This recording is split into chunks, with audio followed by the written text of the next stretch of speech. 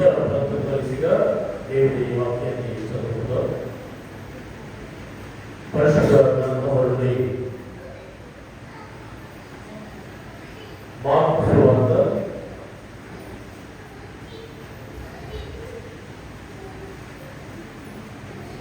11వ అధ్యాయము. మార్కు సువార్త 11వ అధ్యాయము మొదటి వచనం నుండి 10వ వచనం వరకు వాక్య భాగం ఉత్తర ప్రాంతం కలిగిగా సంగమంత నిలబడి చదువుతున్నాం. దయచేసి సంగమంత నిలబడిగా ఉత్తర ప్రాంతం కలిగిగా దేవుని వాక్యాన్ని చదువుదాం. మార్కు సువార్త 11వ అధ్యాయము మొదటి వచనం నుండి 10వ వచనం వరకు. వారు యెరూషలేమునకు సమీపించి ఒలీవ కొండ దగ్గరనున్న బెత్ఫగే బేతనియ అను గ్రామములకు వచ్చినప్పుడు ఆయన తన శిష్యుల ఇద్దరును చూచి,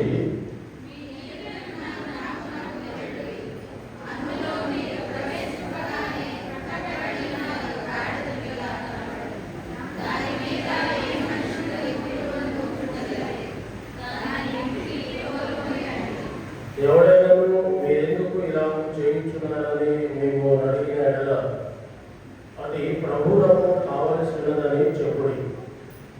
తక్షణమే అతడు దానిని ఇక్కడికి తోలి పంపునని చెప్పి వారిని పంపెను.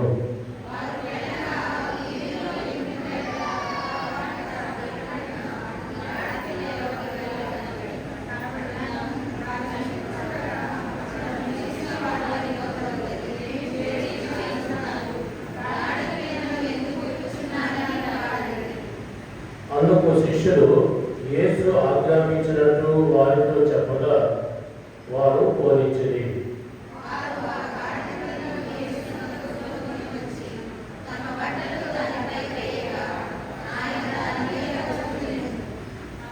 అనేకులు తమ బట్టలను దారి పొడుగున పరచిరి, కొందరు తమ పొలములను నరికిన కొమ్మలను పరచిరి.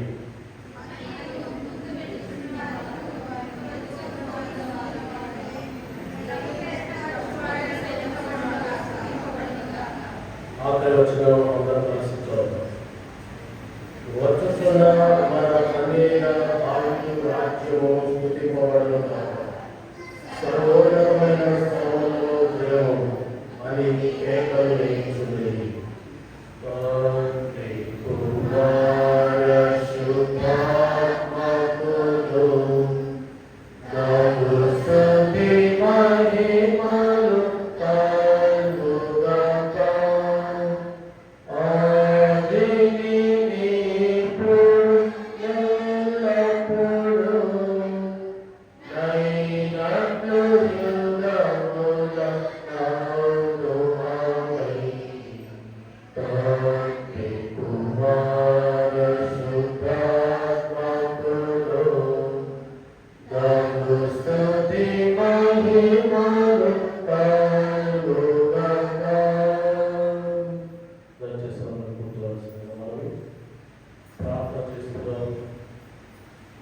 దినాలన్నీ కూడా ప్రభు మనకి ఇచ్చిన క్షేమాన్ని బట్టి ఆ దేవుని స్తుతిస్తూ ప్రార్థన చేసుకుందాం.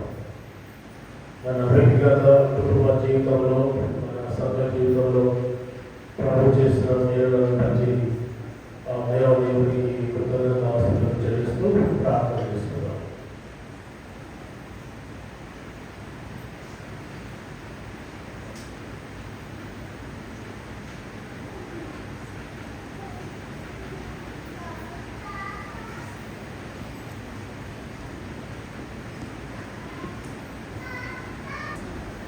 రమేష్ బాబు ప్రార్థన చేస్తున్నారు. అందరం ప్రార్థనలో ప్రార్థన చేస్తున్నారు.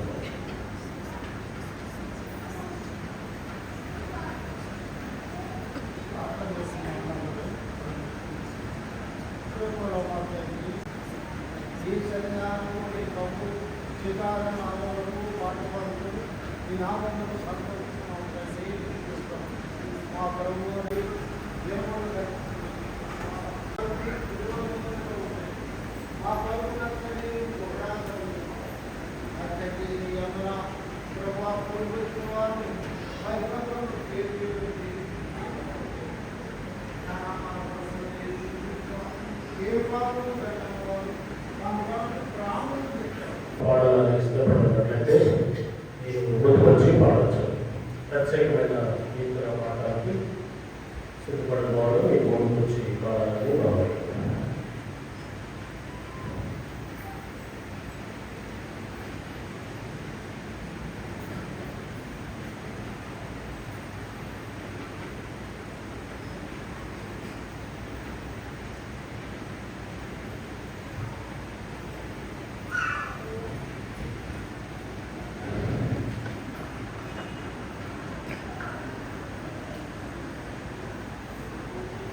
స్తుతి పాడి కనపరచన సర్వలోకనాథుడా,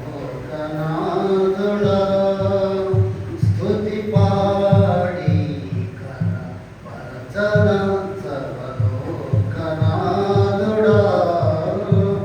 నా సర్వాంగ హోమములు నీకే అర్పించను, నా సర్వాంగ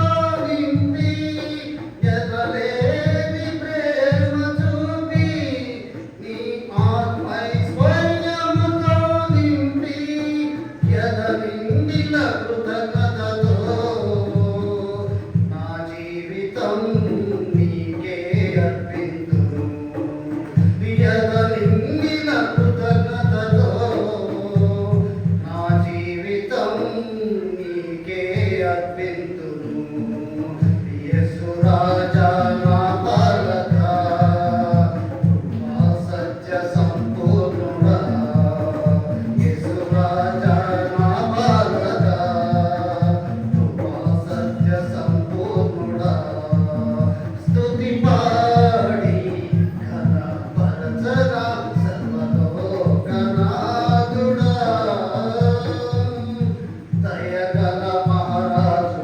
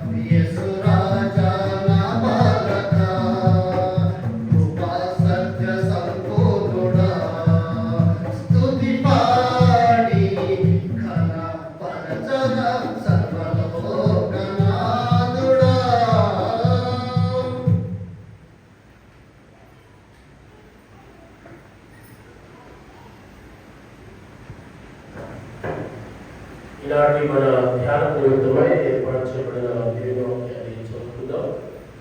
నూతన నిబంధన పాఠ్యభాగం నుంచి మత్తయి సువార్త 21వ అధ్యాయం మొదటి వచనం నుండి 11వ వచనం వరకు వాక్యాన్ని చదువుకుందాం.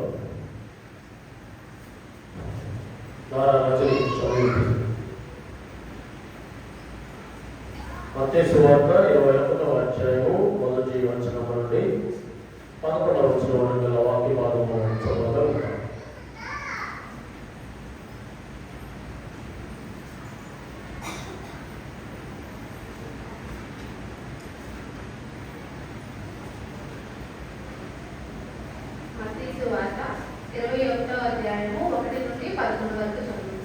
తరువాత యెరూషలేమునకు సమీపించి ఒలీవ చెట్టు కొండ దగ్గర ఉన్న బెత్ఫగేకు వచ్చినప్పుడు యేసు తన శిష్యులతో ఇద్దరిని చూసి, మీ ఎదుటనున్న గ్రామమునకు వెళ్ళుడి. వెళ్ళగానే కట్టబడి ఉన్న ఒక గాడిదయు దానితోనున్న ఒక గాడిద పిల్లయు మీకు కనబడును. వాటిని విప్పి నా యొద్దకు తోలుకొని రండి. ఎవడైనను మీతో ఏమైనా అన్న ఎడల అవి ప్రభువునకు కావలసి ఉన్నవని చెప్పవలెను. వెంటనే అతడు వాటిని తోలు పెట్టుకొని చెప్పి వారిని పంపెను. ప్రవక్త వలన చెప్పబడిన నెరవేరినట్లు ఇది జరిగేను. అదేమనగా, ఇదిగో మీ రాజు సాత్వికుడై గాడిదను భారవాహక పశువు పిల్లైన చిన్న గాడిదను ఎక్కి మీ యొద్దకు వచ్చుచున్నాడని సియోను కుమారితో చెప్పుడి అన్నది. శిష్యులు వెళ్ళి యేసు తనకు ఆజ్ఞాపించిన ప్రకారము చేసి ఆ గాడిదను దాని పిల్లను తోలుకొని వాటి మీద తమ బట్టలు వేయగా ఆయన బట్టల మీద కూర్చుండేది. జనసమూహంలోనూ అనేకులు తమ బట్టలు దారి పొడుగునా పరిచిరి. కొందరు చెట్లు కొమ్మలు నరిగి దారి పొడుగునా పరిచిరి. జనసమూహములలో ఆయనకు ముందు వెలుచుండిన వారును వెనుక వచ్చుచుండిన వారును, దావీదు కుమారునికి జయము, ప్రభు పేరిట వచ్చి వారు స్తుతింపబడును గాక, సర్వోన్నతమైన స్థలములలో జయము అని కేకలు వేయించుండిరి. ఆయన యెరూషలేములోనికి వచ్చినప్పుడు పట్టణమంతయు ఆయన ఎవరో అని కలవరపడెను. జనసమూహము ఆయన గలిలయలోని నజరేతు వాడకు ప్రవక్త అయిన యేసు అని చెప్పిరి. దేవుడు తన పరిశుద్ధ వాక్యము మన మధ్య దీవించునుగా. ఈ సభలో ఎవరైనా సాక్ష్యం చెప్పేవారు ఉన్నట్లయితే మీరు ముందు వచ్చి సాక్ష్యం చెప్పొచ్చు. గడిచిన వారం దినాల్లో ప్రభు మీకు చేసిన మేలు ఏమైనా ఉన్నట్లయితే దేవుని మహిమార్థమే మీరు సాక్ష్యం చెప్పవచ్చు.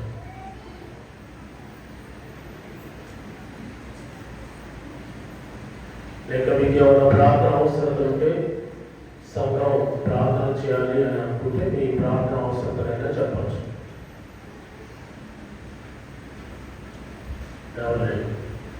ఇంకొకరికి స్పెషల్ సాంగ్ పాడడానికి అవకాశం ఉంది. మీరు సిద్ధపడితే వచ్చి పాడవచ్చు.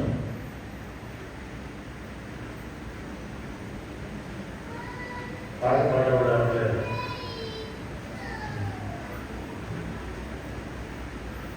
ఓకే, ప్రకటనలు ఉన్నాయి, గమనించండి.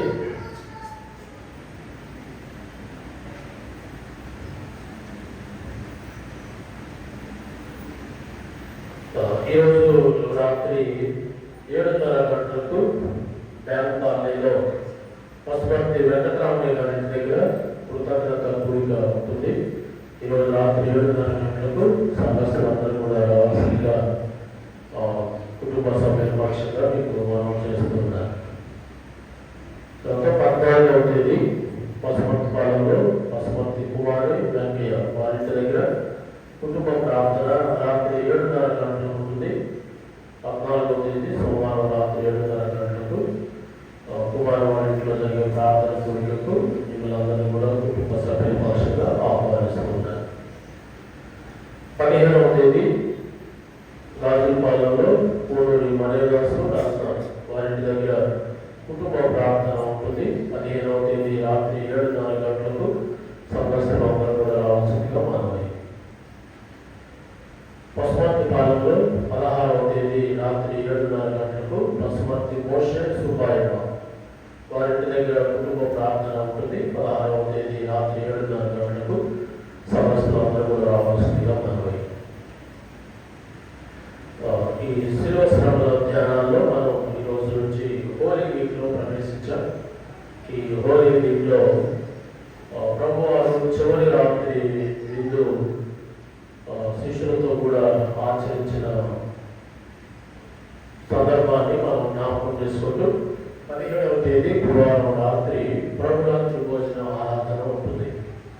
బాప్తిసం తీసుకున్నవారు ఈ ప్రభురాత్రి భోజన ఆరాధనకు ప్రార్థనా పూర్వకంగా సిద్ధపడి రావాలని కోరుతా ఉన్నారు.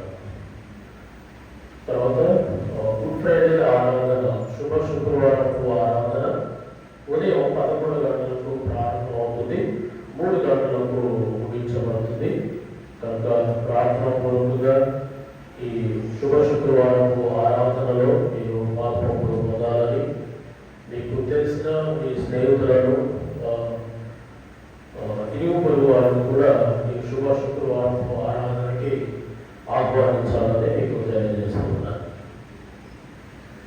తర్వాత బాప్తిస్మాలు తీసుకునేటువంటి వారు కొంతమంది పేర్లు ఇచ్చారు, ఆల్రెడీ వారు రెడీగా ఉన్నారు. బాప్తిస్మాలకి 19వ తేదీ శనివారం ఉదయకాలం ప్రార్థన 5 నుండి 6 గంటలకు ఉంటుంది. ఆ ప్రార్థన అయిన తర్వాత 6 నుంచి 7 వరకు బాప్తిస్మాల కార్యక్రమం ఉంటుంది. ఇప్పుడు ప్రస్తుతం సిద్ధపడిన వాళ్ళు Dara Nirosha, Y Sarojini, Vadlamudi Bujjamma, Punuri Rajinikanth, P Kondamma, P Raghava, Taluri Aruna, వీరు ప్రస్తుతం సిద్ధపడ్డటువంటి వాళ్ళు. మిగతా వాళ్ళ కోసం కూడా ప్రార్థన చేస్తున్నాం. వాళ్ళు ఈ శుభ శుక్రవారపు ఆరాధన అయ్యే లోపు మీ పేర్లు కన్ఫర్మ్ చేయాలని కోరుతా ఉన్నాను. వాళ్ళలో Tara Anil, Edlapalli Jessie, Edlapalli Ramakrishnan, Y Ponamma, P Moshe, K Swathi, వీరి కొరకు ప్రార్థన చేస్తూ ఉన్నాం. దేవుడు వారిని దర్శించాలని. కనుక మీరు కూడా ఈ పేరు కొరకు ప్రార్థన చేయండి. ఇప్పుడు చెప్పిన ఈ పేర్లు వాళ్ళు మీరు ప్రార్థన పూర్వకంగా శుభ శుక్రవారపు ఆరాధన 7 మాటల ధ్యానం అయిన తర్వాత మీ పేర్లు అందించాలని కోరుతా ఉన్నాను.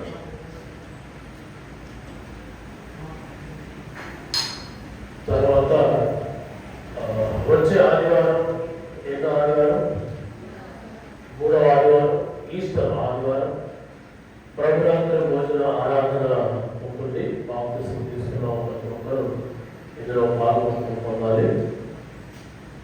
ఇప్పుడు టైం రాదని 10 నుంచి 11 వరకు ప్రభురాత్రి భోజన ఆరాధన ఉంటుంది. 11 నుంచి ఈస్టర్ ఆరాధన ఉంటుంది. మీకు ప్రార్థన పూర్వకంగా సిద్ధపడాలని కోరుతా ఉన్నాను. ఆ రోజు ఉదయం 5 నుంచి 6 వరకు మనకు 50 రోజుల ప్రార్థనలో భాగంగా ఆ రోజు ఫ్యాస్టీస్గా 5 నుంచి 6 వరకు ప్రార్థన, 6 నుంచి 7 గంటల వరకు గుళ్ళకమ్మ నదీ తీరాన ప్రార్థన ఉంటుంది. ఆ తర్వాత నాకు చెప్పినట్టు 10 నుండి 11 వరకు చర్చిలో బలారాధన ఉంటుంది. 11 నుంచి ఆరాధన ఉంటుంది. ఇది అయిన తర్వాత నాగులపాడులో మన సమాధుల స్థలంలో కూడా ప్రార్థన కూడిక ఉంటుంది. 5 నుంచి 6 గంటల వరకు. ఆ తర్వాత రాత్రికి 20వ తేదీ మన ఆలయంలో ఏం ప్రార్థన ఉంటుంది? ఆన్లైన్ ప్రేయర్ ఉంటుంది. 10 గంటల నుంచి ఉదయం 5 గంటల వరకు కూడా ఆరాధనలో ఆన్లైన్ ప్రేయర్కి ఇట్లా ఫ్లారెన్స్ ఆమె మనకి వాక్యం అందించడానికి వస్తుంది. అంటే ఈస్టర్ రోజు 5 ప్రార్థన కూడికలు ఉన్నాయన్నమాట. ఈ 5లో 7లో కూడా మిస్ అవ్వకూడదు మీరు. ఎందుకంటే దేవుడు ఇచ్చిన గొప్ప అవకాశం అది కదా. ఒక దినాన 5 కూడికల్లో పాల్గొనడం అనేది దేవుడు ఈ సంవత్సరం మనకి ఇచ్చిన అవకాశం. వచ్చే సంవత్సరం ఉండదో తెలియదు. ఇంతలో దానంతలో మాయమైపోయే ఆవులాంటి ఈ బ్రతుకులో ఈ చిన్న జీవితానికి దేవుడు ఇచ్చిన గొప్ప భాగ్యం. ఒక దినం 5 కూడికలో మనం పాల్గొంటున్నాం. కనుక ఈ కార్యక్రమాలన్నింటిలో కూడా మీకు ముందుగా ఎందుకు తెలియజేశామంటే ప్రార్థన చేయడం, ప్రార్థన పూర్వకంగా పాల్గొనడం, ఇవి దేవుడు దృష్టిలో పెట్టుకొని ఏది కూడా మిస్ అవ్వకుండా పాల్గొనాలని మనది. తర్వాత ఈరోజు ఈ డెకరేషన్ బాగుందండి, చెప్పండి. చూడు, ఇతరులు చేసింది తెచ్చుకుందామన్న మాట మీ నోటి నుంచి రాదు. ఇంత మంచిగా డెకరేషన్ చేసినటువంటి ఎడ్లపల్లి ప్రేమయ్య, దినకరన్ సండే స్కూల్ టీచర్స్కి మనం చెప్పడం ద్వారా మట్టలు కొట్టుకొచ్చి ఇంత చక్కగా డెకరేషన్ చేసినటువంటి వాళ్ళు doctor Premaiah, Dinakaran Sunday school teachers. జడ అనేది వాళ్ళు సండే స్కూల్ టీచర్, అంటే చక్కగా జడాలలో వాడు ఇష్టపడతాను.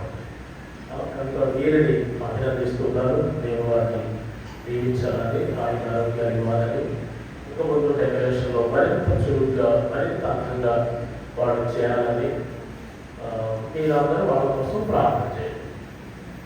ఓకే.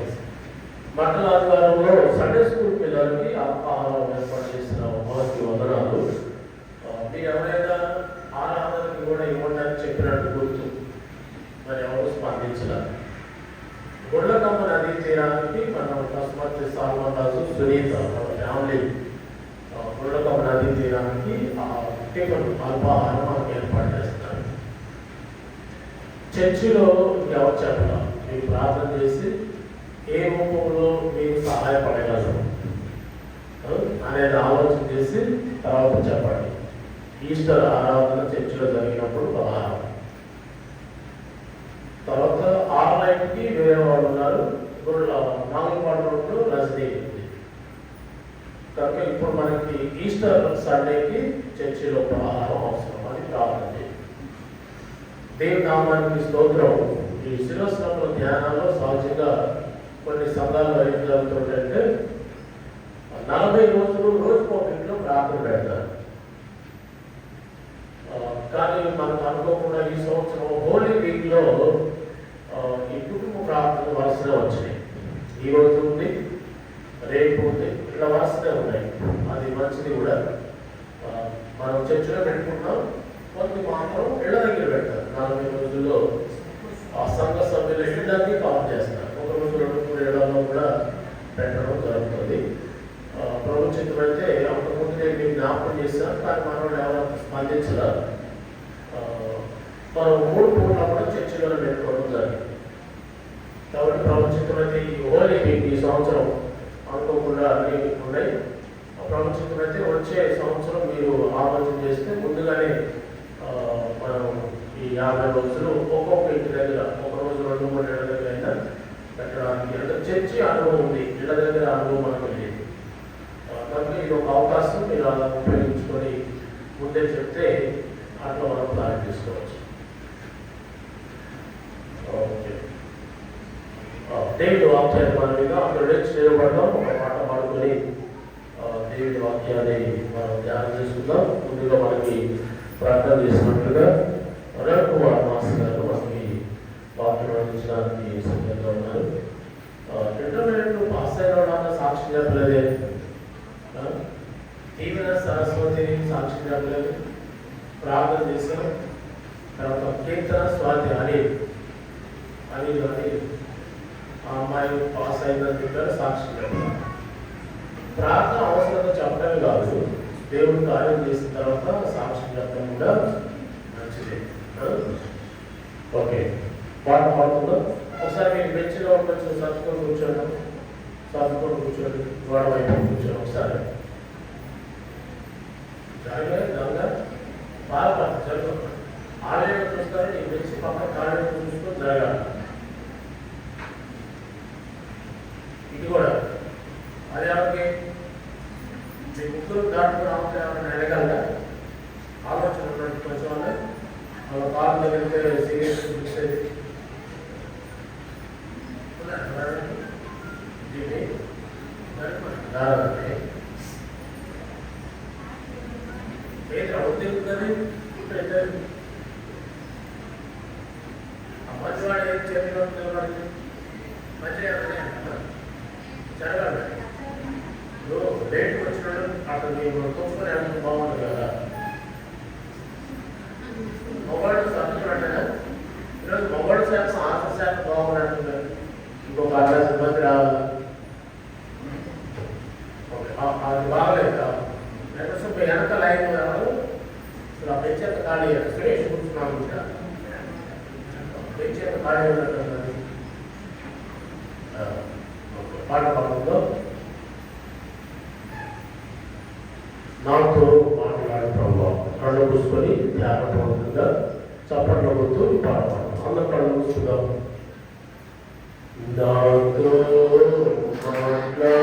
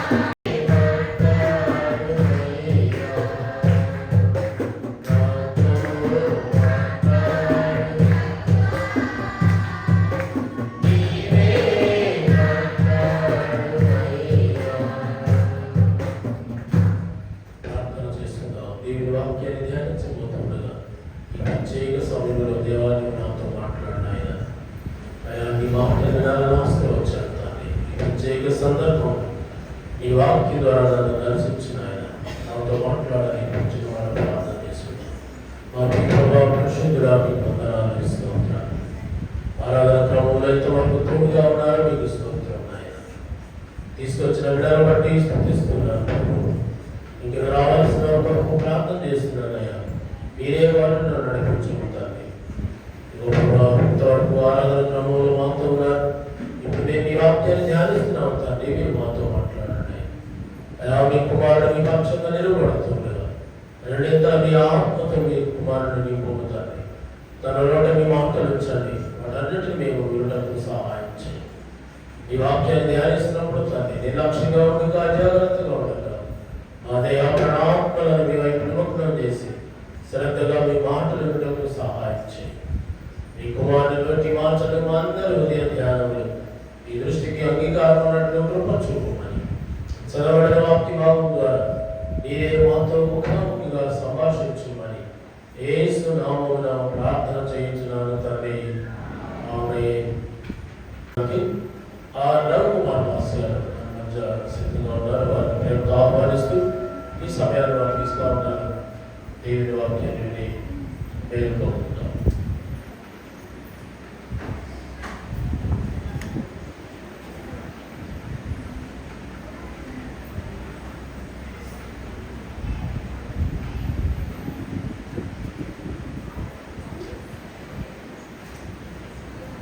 యేసుక్రీస్తు పరిశుద్ధ నామమున అందరికీ వందనాలు తెలియజేస్తున్నాను. ముందుగా మీ అందరికీ మండల శుభాకాంక్షలు. Happy palm Sunday. సో ఈ మండల మీతో నిలబడి దేవుని వాక్యాన్ని పంచుకోవడానికి దేవుడు నాకు ఇచ్చినటువంటి సమయాన్ని బట్టి దేవుని స్తుతిస్తున్నాను. అవకాశం ఇచ్చినటువంటి సంఘ కాపరికి సంఘానికి వందనాలు తెలియజేస్తున్నాను. సో ముందుగా ఒక ప్రైజింగ్ పాయింట్ ఇంటర్మీడియట్ రిజల్ట్స్ వచ్చాయి. సో మా బాబు దీవెన సరస్వతి ఈ మంచి మార్కులతో దేవుడు విజయాన్ని చేయడాన్ని బట్టి దేవుడు స్థితిస్తున్నాను. 985 మార్కులు వచ్చాయి, ఒక 1000. సో ప్రార్థన చేసినటువంటి సంఘ కాపరికి అదేవిధంగా సంఘాన్ని అందరికీ కూడా ప్రత్యేకంగా తెలియజేస్తాను. సో నేను అన్న ఇంటికి చర్చకు వస్తున్నప్పుడు నువ్వు సాక్ష్యం చెప్పమ్మా చర్చలు అన్నా కానీ నాకు ప్రయత్నం చెప్పలేదు. ఏదైనప్పటికీ సో దేవుడు ఆ జీవితం ఎగ్జామ్స్ నేను బాగా ఇబ్బంది పెట్టింది. సో ఎగ్జామ్స్ స్టార్టింగ్ ముందు రోజు నుంచి చివరి ఎగ్జామ్ వరకు కూడా హెల్త్ బాగా అయినప్పటికీ కూడా ఒక ఎగ్జామ్ అయితే బాగా పడింది, చాలా అయినప్పటికీ దేవుడు ప్రభుత్వం ఇచ్చి ఎగ్జామ్స్ అన్ని మంచిగా రాయించి సో మంచి మార్కులు 985 మార్క్స్ ఇచ్చాడు. బట్టి దేవుడు స్థితిస్తూ మీ అందరికీ కూడా వందనాలు తెలియజేస్తాను.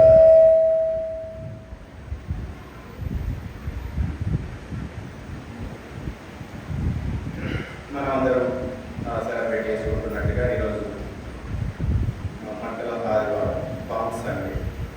యేసుక్రీస్తు ప్రభు యెరూషలేముకి వచ్చినటువంటి రోజు హోలీ సండే, హోలీ వీక్ అంటారు, హోలీ పరిశుద్ధ వారం. యేసుక్రీస్తు ప్రభు పునరుద్ధానం చెందినటువంటి ఆదివారం ముందున్నటువంటి వారాన్ని మనం హోలీ వీక్ అంటాం, పరిశుద్ధ వారం. సో ఈ పరిశుద్ధ వారం యేసుక్రీస్తు ప్రభు యెరూషలేముకి రావడంతో ప్రారంభమవుతుంది. యేసుక్రీస్తు ప్రభు యొక్క పునరుద్ధానంతో ఈ పరిశుద్ధ వారం.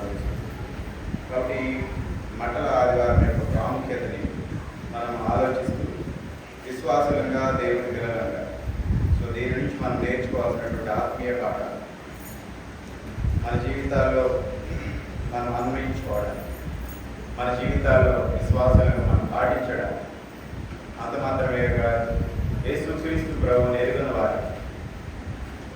వారిని కూడా దేవుని రాజ్యంలోకి నడిపించడానికి అవసరమైనటువంటి విషయాలు మనం ఈరోజు ధ్యానం చేయబోతాం. మనం చదువుకున్నటువంటి వాక్య భాగం మత్తయి సువార్త 21వ అధ్యాయం 1 నుంచి 11 వచనాల వరకు మనం చదువుకున్నాం. ఇదందరికీ మనకు బాగా చిరపరిచితమైనటువంటి ప్యాసేజ్. సో యేసుక్రీస్తు ప్రభు యెరూషలేములోనికి వచ్చినటువంటి ఈ సందర్భం అందరూ సువార్తికులు రాశారు. మత్తయి, మార్కు, లూకా, యోహాను. సో 4 సువార్తల్లో ఈ సంఘటన సో యేసుక్రీస్తు ప్రభు యొక్క ఆగమనం యెరూషలేములోనికి ఆయన ప్రవేశించడానికి 4 సువార్తికులు రాయడం జరిగింది. సో యేసుక్రీస్తు ప్రభు ఎందుకు యెరూషలేములోనికి వచ్చాడని మనందరికీ తెలుసు కదా. సో ఆయన లాస్ట్ జర్నీ టువర్డ్స్ జెరూసలేం, ఆయన మానవుడిగా ఈ లోకంలో సంచరించినటువంటి చివరి ప్రయాణం కదా. చివరి ప్రయాణం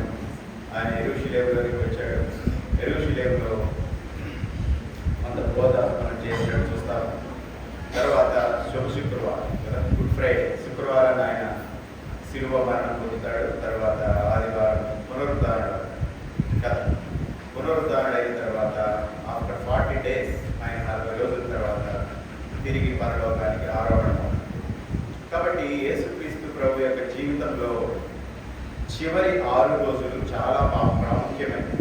యేసుక్రీస్తు ప్రభు ఈ లోకంలో జీవించినటువంటి ఆయన జీవితంలోని ఈ చివరి 6 రోజులు చాలా ప్రాముఖ్యమైనవి. కాబట్టి ఈ ప్రాముఖ్యమైన విషయాలని ఆలోచించి అర్థం చేసుకొని అన్వయిస్తున్నప్పుడు అవసరమైనటువంటి విషయాలు దేవుడు మనతో మాట్లాడినట్టుగా ఒక చిన్న మాట ప్రార్థన చేసుకొని మనం దేవుడి వాక్యంలోకి వెళ్తాము. పరిశుద్ధుడా, జీవము గల మా తండ్రి, సర్వశక్తిమంతుడైన దేవ, సర్వాధికారి, మీ పరిశుద్ధ నామమునకు స్తుతులు స్తోత్రములు చెల్లిస్తున్నాను తండ్రి. కల్పలము అయోగ్యులు ఎన్నిక లేని మమ్మల్ని ప్రేమించి కనికరించి మీ కడుపులో జ్ఞాపకం చేసుకొని మీరు ఇచ్చిన రక్షణ భాగ్యాన్ని బట్టి, విశ్వాసం నిరీక్షణ బట్టి వందనాలు చెల్లిస్తున్నాను.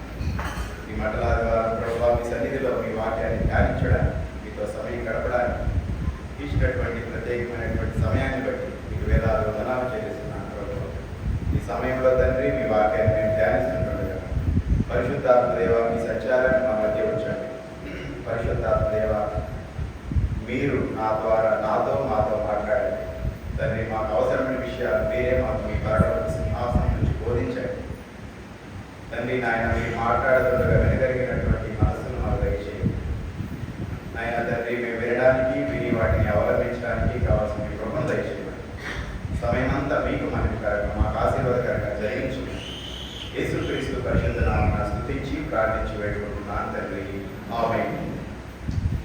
మత్తయి సువార్త 21వ అధ్యాయం 1వ వచనం చూస్తే 1 నుంచి 11 వచనాల్లో యేసుక్రీస్తు ప్రభువు మండలాల ద్వారా యెరూషలేముకి ఆయన వచ్చినప్పుడు జరిగినటువంటి విషయాలు ఇక్కడ వ్రాయబడ్డాయి.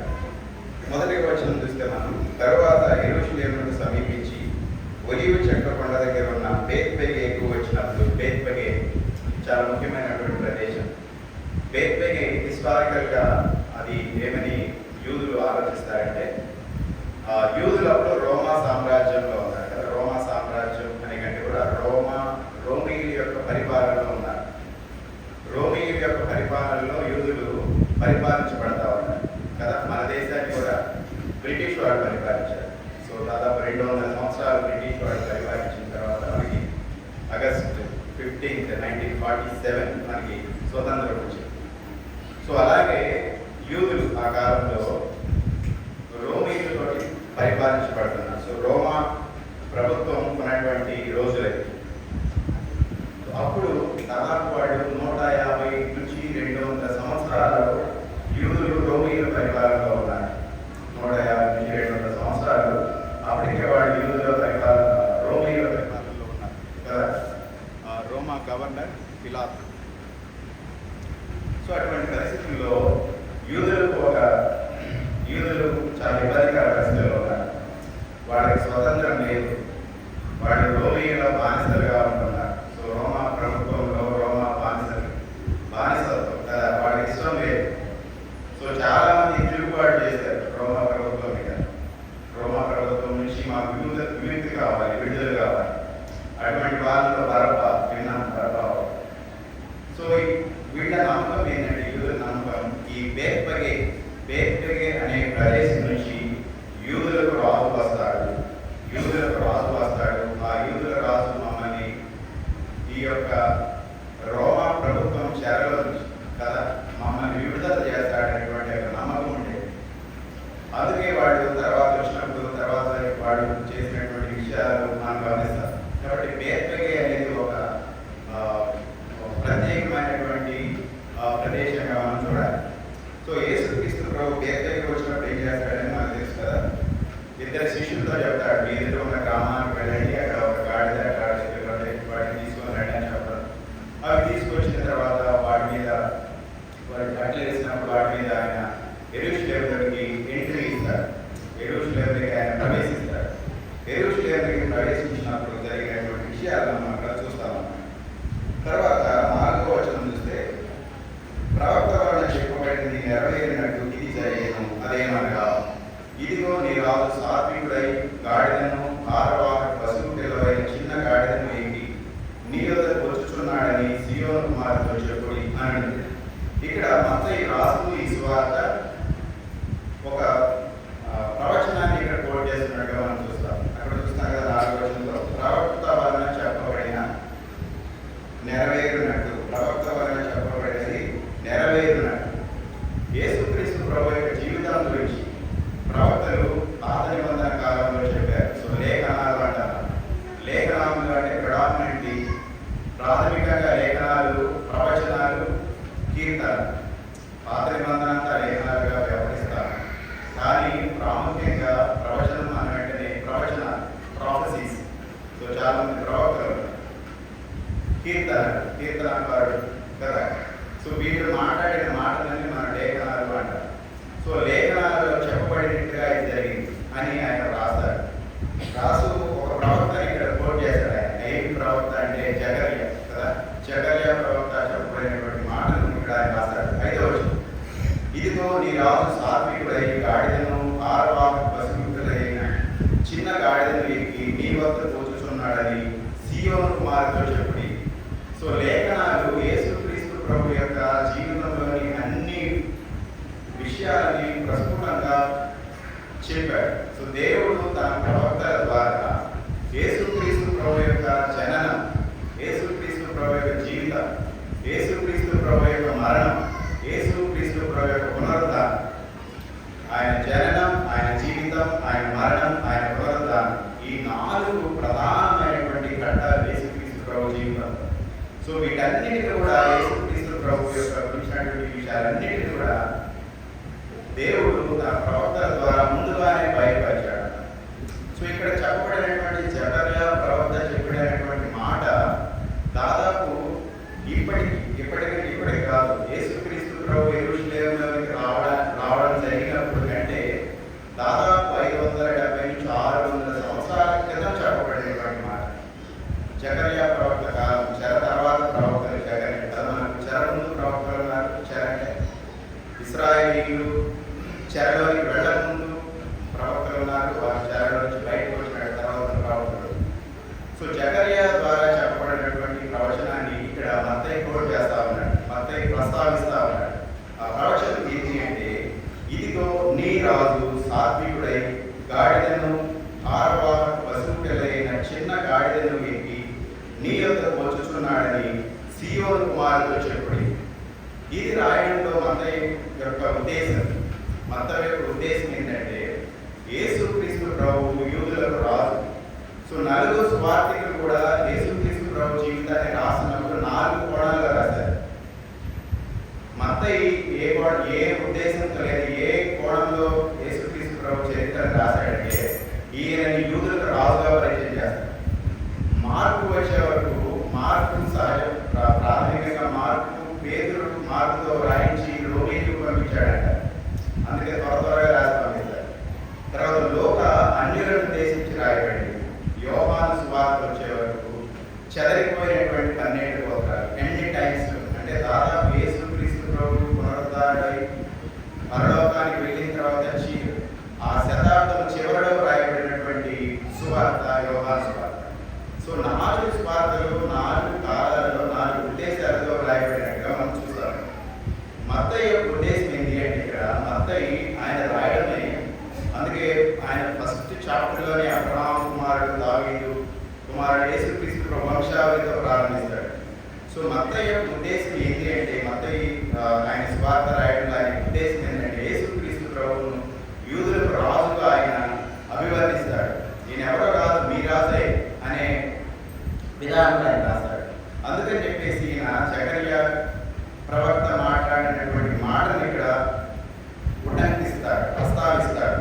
అది ఏంటి అంటే, ఇదిగో నీ రాజు సాత్వికుడై గాడిదను ఆరవాహక పశువుల చిన్న గాడిదను ఎక్కి నీ యొద్దకు వచ్చుచున్నాడని సీయోను కుమారుతో చెప్పాడు. అయితే ఇక్కడ సాత్వికుడై అనే ఒక మాట మత్తయి రాశాడు. కానీ యాక్చువల్గా మనం అక్కడికి వెళ్ళామనుకోండి, జకర్యా గ్రంథం 9వ అధ్యాయం 9వ వచనంలో మనం ఈ యొక్క లేఖనాన్ని చూస్తాం.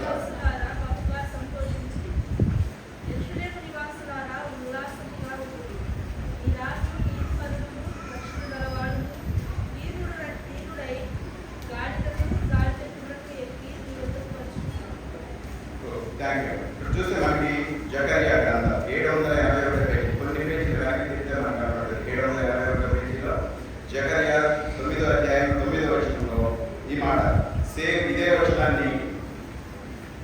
ప్రవచనాన్ని మత్తయి తన సువార్తలో ప్రస్తావించారు.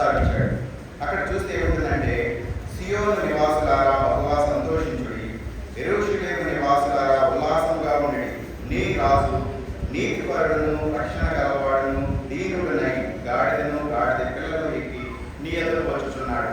మిగతా సువార్తలు గమనిస్తే మనం మార్కు, లూకా, యోహానులో గాడిద పిల్ల అని మాత్రమే రాయబడి ఉంటుంది, గాడిద అని రాయబడి ఉంటుంది.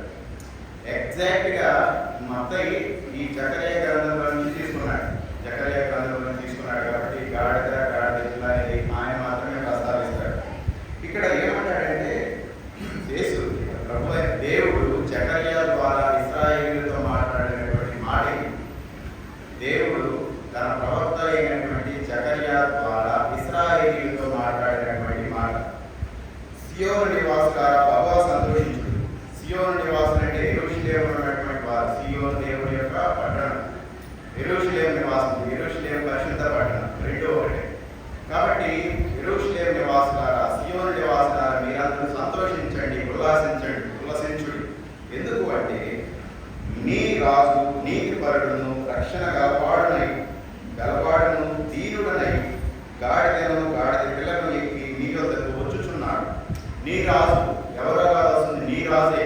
యూదులకు నీ రాజు ఆయన ఎలా వస్తున్నాడు అని చెప్తూ దానికంటే ముందుగా ఆయన యొక్క యాట్రిబ్యూట్స్, గుణ లక్షణాలను ప్రస్తావిస్తాడు. నీ రాజు నీతిపరుడు, ఆయన రక్షణ గలవాడును దీనుడునై. సో ఆ మాటలు చెప్పడంలో ఉద్దేశం మనకు తర్వాత మనకు అర్థమవుతుంది. ఎందుకు జకర్యా ఈ విధంగా వ్రాసాడు? జకర్యా వ్రాసాడు అనేకంటే కూడా దేవుడు ఎందుకు జకర్యాతో ఈ విధంగా పలికించాడు అనేది మనకు అర్థమవుతుంది. రాజు ఎవరు అంటే ఇక్కడ యేసుక్రీస్తు ప్రభు. యేసుక్రీస్తు ప్రభుని యూదులకు రాజుగా రాజు ఆయన అంటాడు. నీ రాజు నీతిపరుడు, నీ రాజు నీతిపరుడు, రెండవది రక్షణ గలవాడు, మూడవది దీనుడు అంటాడు. సో నీ రాజు నీతిపరుడు. యేసుక్రీస్తు ప్రభు నీతిమంతుడు కదా. యేసుక్రీస్తు ప్రభు నీతిపరుడు. ఆయనలో ఏ పాపం కూడా లేదు, ఆయనలో ఏ పాపం కూడా లేదు. సో పిలాతు కూడా అంటాడు కదా, యేసుక్రీస్తు ప్రభు విచారించే సందర్భంలో ఏ దోషంలో నేను కనుగొనలేదని. సో యాట్రిబ్యూట్స్ అంటే మనం ఎలా అర్థం చేసుకోవాలంటే కేవలం దేవునికి మాత్రమే ఉండేటువంటి గుణ లక్షణాలు, దేవునికి మాత్రమే ఉండగలిగే. నీతిపరుడు ఆయన మాత్రమే నీతిపరుడు, ఇంకెవరు కూడా నీతిపరుడు ప్రపంచంలో లేదు. కాబట్టి యేసుక్రీస్తు ప్రభు ఉన్నటువంటి ఆ గుణ లక్షణాన్ని రాస్తా ఉన్నాడు. రెండవది ఆయన రక్షణ గలవాడు, ఆయన రక్షించేవాడు, పాపంలో ఉన్నటువంటి మానవుని విడిపించేవాడు, పాపంలో నుంచి పాపంతో నశించిపోయేటువంటి మానవుని విముక్తి ఇచ్చేవాడు, ఆయన విమోచించేవాడు, ఆయన రక్షకుడు అంటూ ఏమంటాడంటే ఆయన దీనుడనై కదా, దీనుడునై వస్తున్నాడు. దీనుడునై. సో మత్తయి రాసిన సాత్వికుడు అనే ఒక పదం వాడాడు, కానీ యాక్చువల్గా జకర్యా రాసింది నీతిపరుడు, రక్షణ గలవాడు, మూడోది దీనుడు అంటాడు కదా. ఆయన దీనుడై వస్తున్నాడు. యేసుక్రీస్తు ప్రభు దీనుడయ్యాడు. నీతిపరుడైనటువంటి దేవుడు, రక్షణ కలిగినటువంటి దేవుడు ఎలా అయ్యాడంటే దీనుడయ్యాడు. ఆ విషయాన్ని ఆయన ప్రత్యేకంగా నొక్కి ఒక్కాడిస్తున్నాడు. ఆయన దీనుడనై అంటున్నాడు. యేసుక్రీస్తు ప్రభు యొక్క దైవత్వాన్ని మనం అర్థం చేసుకోవాలంటే దీనత్వము అంటే సాత్వికము, దీనత్వం అంటే తాను తగ్గించుకోవాలి. ఎంతగా యేసుక్రీస్తు ప్రభు తాను తగ్గించుకున్నాడంటే యేసుక్రీస్తు ప్రభు యొక్క ఆయన యొక్క దైవత్వం, యేసుక్రీస్తు ప్రభు యొక్క దైవ స్వరూపాన్ని మనం అర్థం చేసుకుంటే యేసుక్రీస్తు ప్రభు ఎంతగా తగ్గించుకున్నాడో మనం అర్థం అవుతుంది. ఎందుకు యేసుక్రీస్తు ప్రభువుని మనం ఆయన యొక్క దైవత్వాన్ని అర్థం చేసుకోవాలంటే ఆయన స్తుతించి ఆరాధించడానికి, ఆయన నమ్మినటువంటి విశ్వాసులుగా, ఆయన పిల్లలుగా ఆయన స్తుతించి ఆరాధించడానికి ఆ రోజు చేశారు. అంటే అక్కడ దావీదు కుమారుడికి జయము అని ఆయన స్తుతించినట్టు చూస్తారు. సో యేసుక్రీస్తు ప్రభు ఎందుకు దీనుడయ్యాడు అనేకంటే ముందుగా ఆయన దీనుడుగా ఎందుకు ఎంచబడ్డాడు ఆలోచిస్తే అపోస్తలుడైనటువంటి పౌలు కొలసీయులకు రాసినటువంటి పత్రికను చూస్తే అపోస్తలుడైన పౌలు కొలసీయులకు రాసిన పత్రిక 1వ అధ్యాయము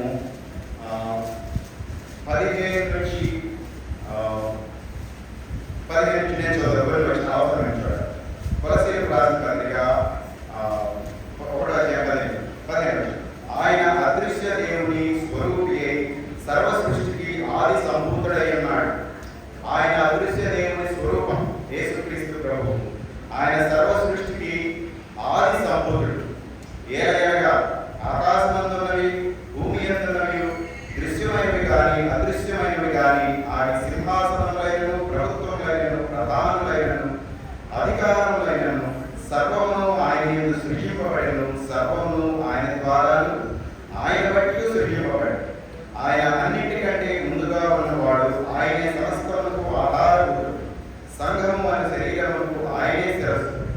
ఆయనకు అన్నింటిలో ప్రాముఖ్యం కలుగు నిమిత్తము ఆయన ఆది అయ్యుండి, మృతులలో నుండి లేచుటలో ఆయన ఆది సంభూతుడైన. మనం చదువుకుంటా పోతే యేసుక్రీస్తు ప్రభువు యొక్క దైవత్వం అక్కడ వర్ణించబడతా ఉంటుంది. అదేవిధంగా ఫిలిప్పీలకు రాసిన పత్రిక, వాస్తవానికి అపోస్తుడైన పౌలు కొలసీయులకు రాసినటువంటి సందర్భం, ఏ సందర్భంలో అపోస్తుడైన పౌలు కొలసీ సంఘానికి ఈ విషయం రాస్తాడంటే, యేసుక్రీస్తు ప్రభువుని ఒక దేవదూతగా ఆరాధించాలనేటువంటి తప్పుడు బోధలు కొలసీ సంఘంలో ప్రారంభమవుతాయి. ఆ రోజుల్లో మొదటి శతాబ్దంలో కొలసీ సంఘంలో ఉన్నటువంటి విశ్వాసులు యేసుక్రీస్తు ప్రభు తమ సొంత రక్షణను అంగీకరించి వారి విశ్వాసీయత ప్రారంభించిన తర్వాత వచ్చినటువంటి ఒక హెరిటిక్ టీచింగ్, ఒక తప్పుడు బోధ ఏంటి అంటే, యేసుక్రీస్తు ప్రభు దేవుడు కాదు కానీ ఆయన ఒక దేవదూత అనేటువంటి టీచింగ్ ఒకటి అక్కడ వచ్చినప్పుడు ఆ విషయాన్ని ఖండిస్తూ అపోస్తుడైన పౌలు కొలసీయులకు రాస్తూ యేసుక్రీస్తు ప్రభు యొక్క ఆయన దేవ స్వరూపాన్ని, దైవత్వాన్ని వర్ణిస్తాడు. తర్వాత ఫిలిప్పీలకు రాసిన పత్రిక మనం చూస్తే, దాని తర్వాత కంటే ముందు కొలసీ పత్రిక అంటే ఫిలిప్పీలకు రాసిన పత్రిక, అపోస్తుడైన పౌలు ఫిలిప్పీలకు రాసిన పత్రిక 2వ అధ్యాయంలో చూస్తే, 2వ అధ్యాయంలో 5వ వచనం చదువుతాను నేను. క్రీస్తు యేసుకు కలిగిన ఈ మనస్సు మీరును కలిగి ఉండుడి. ఆయన దేవుని స్వరూపం కలిగిన వాడై ఉండి, దేవునితో సమానంగా ఉండుట విడిచిపెట్టకూడని భాగ్యమని ఎంచుకోలేదు కానీ, మనుషుల పోలికగా పుట్టి దాసుని స్వరూపమును ధరించుకొని తన్ను తానే రిక్తునిగా చేసుకొని, మరియు ఆయన ఆకారమందు మనుషులుగా కనబడి మరణం పొందినంతగా, అనగా శిలువ మరణం పొందినంతగా విధేయత చూపిన వాడై తన్ను తాను తగ్గించుకొని. సో యేసుక్రీస్తు ప్రభు ఆయన ఎంత తగ్గించుకున్నాడో, ఆయన ఎంత దీనుడుగా ఈ లోకానికి వచ్చాడనేది ఫిలిప్పీ పత్రికలో పౌలు రాస్తాడు కదా. ఆయన ఏమంటే, ఆయన దేవుని స్వరూపం కలిగిన వాడై దేవునితో సమానంగా ఉండడం విడిచిపెట్టకూడని భాగ్యమని ఎంచుకోలేదు. ఆయన దేవుని స్వరూపము, దేవునితో సమానమైనటువంటి వాడు.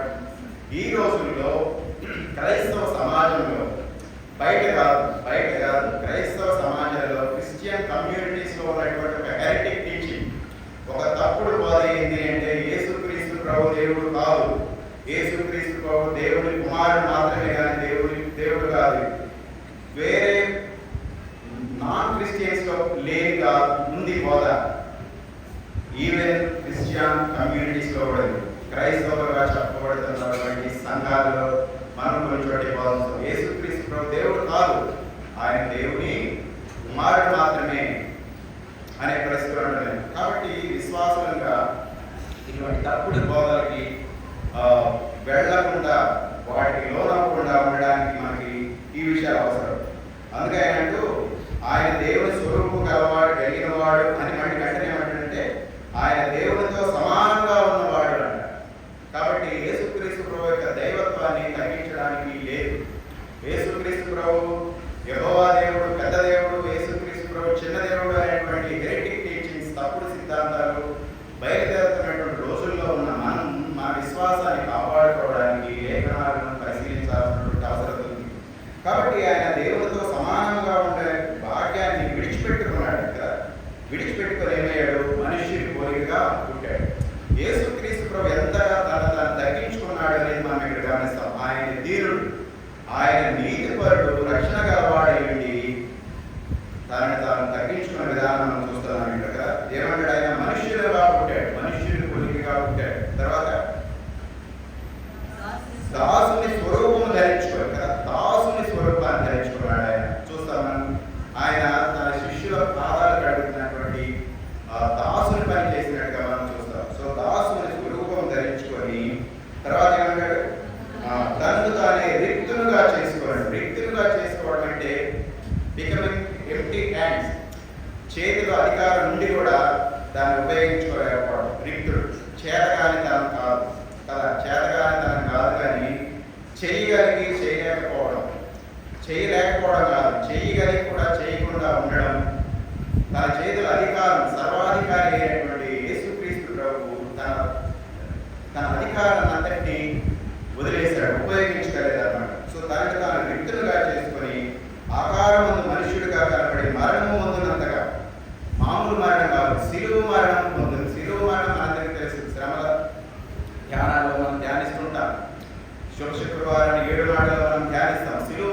చాలా భయంకరమైనటువంటి మరణం.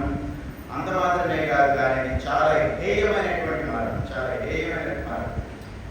అంతగా ఆయన తాను తగ్గించుకున్నాడు. సో అంతగా తన దీనత్వాన్ని ఆయన చూపించాడని మనం ఆలోచిస్తాం. కాబట్టి యేసుక్రీస్తు ప్రభు యెరూషలేములోకి ఆయన ప్రవేశించేటప్పుడు జకర్యా ఆయన గురించి దాదాపు 600 సంవత్సరాల కిందట వ్రాయబడినటువంటి మాట, మీ రాజు ఆయన రక్షణ గలవాడు, ఆయన నీతిపరుడు, రక్షణ గలవాడు, దీనుడు. ఎందుకు దీనుడు అయ్యాడు అంటే మానవుని రక్షించడానికి. అందుకే ఆయన నీతిపరుడు. ఆయన నీతిపరుడు ఎందుకంటే ఆయన నీతిపరుడు కాబట్టి పాపంలో ఉన్నటువంటి మనిషిని రక్షించగలిగాడు. ఆయన నీతిపరుడు ఏంటి, రక్షింపగలవాడు ఏంటి, దీనుడు అవ్వకపోతే మానవ జాతికి విమోచన లేదు. కాబట్టి జకర్యా ఈ మాట రాస్తుంటాడు. సో మీ రాజు నీతిపరుడును, రక్షణ గలవాడిని, దీనుడనై మీ వద్దకు వచ్చుచున్నాడు. అందుకని మీరు సంతోషించుడి, ఉల్లసించుడి అని యెరూషలేము నివాసులతో ఆయన చెప్పినట్టుగా మనం చూస్తామన్నమాట. సో ఎగ్జాక్ట్ గా ఇక్కడ ఈ మత్తయి సువార్త 21వ అధ్యాయంలో ఆ లేఖనం నెరవేరినట్టుగా మనం చూస్తాం. ఇక్కడ ఆ లేఖనం నెరవేరింది. జకర్యా ప్రవక్త ద్వారా దేవుడు మాట్లాడినటువంటి మాట ఇక్కడ నెరవేరింది.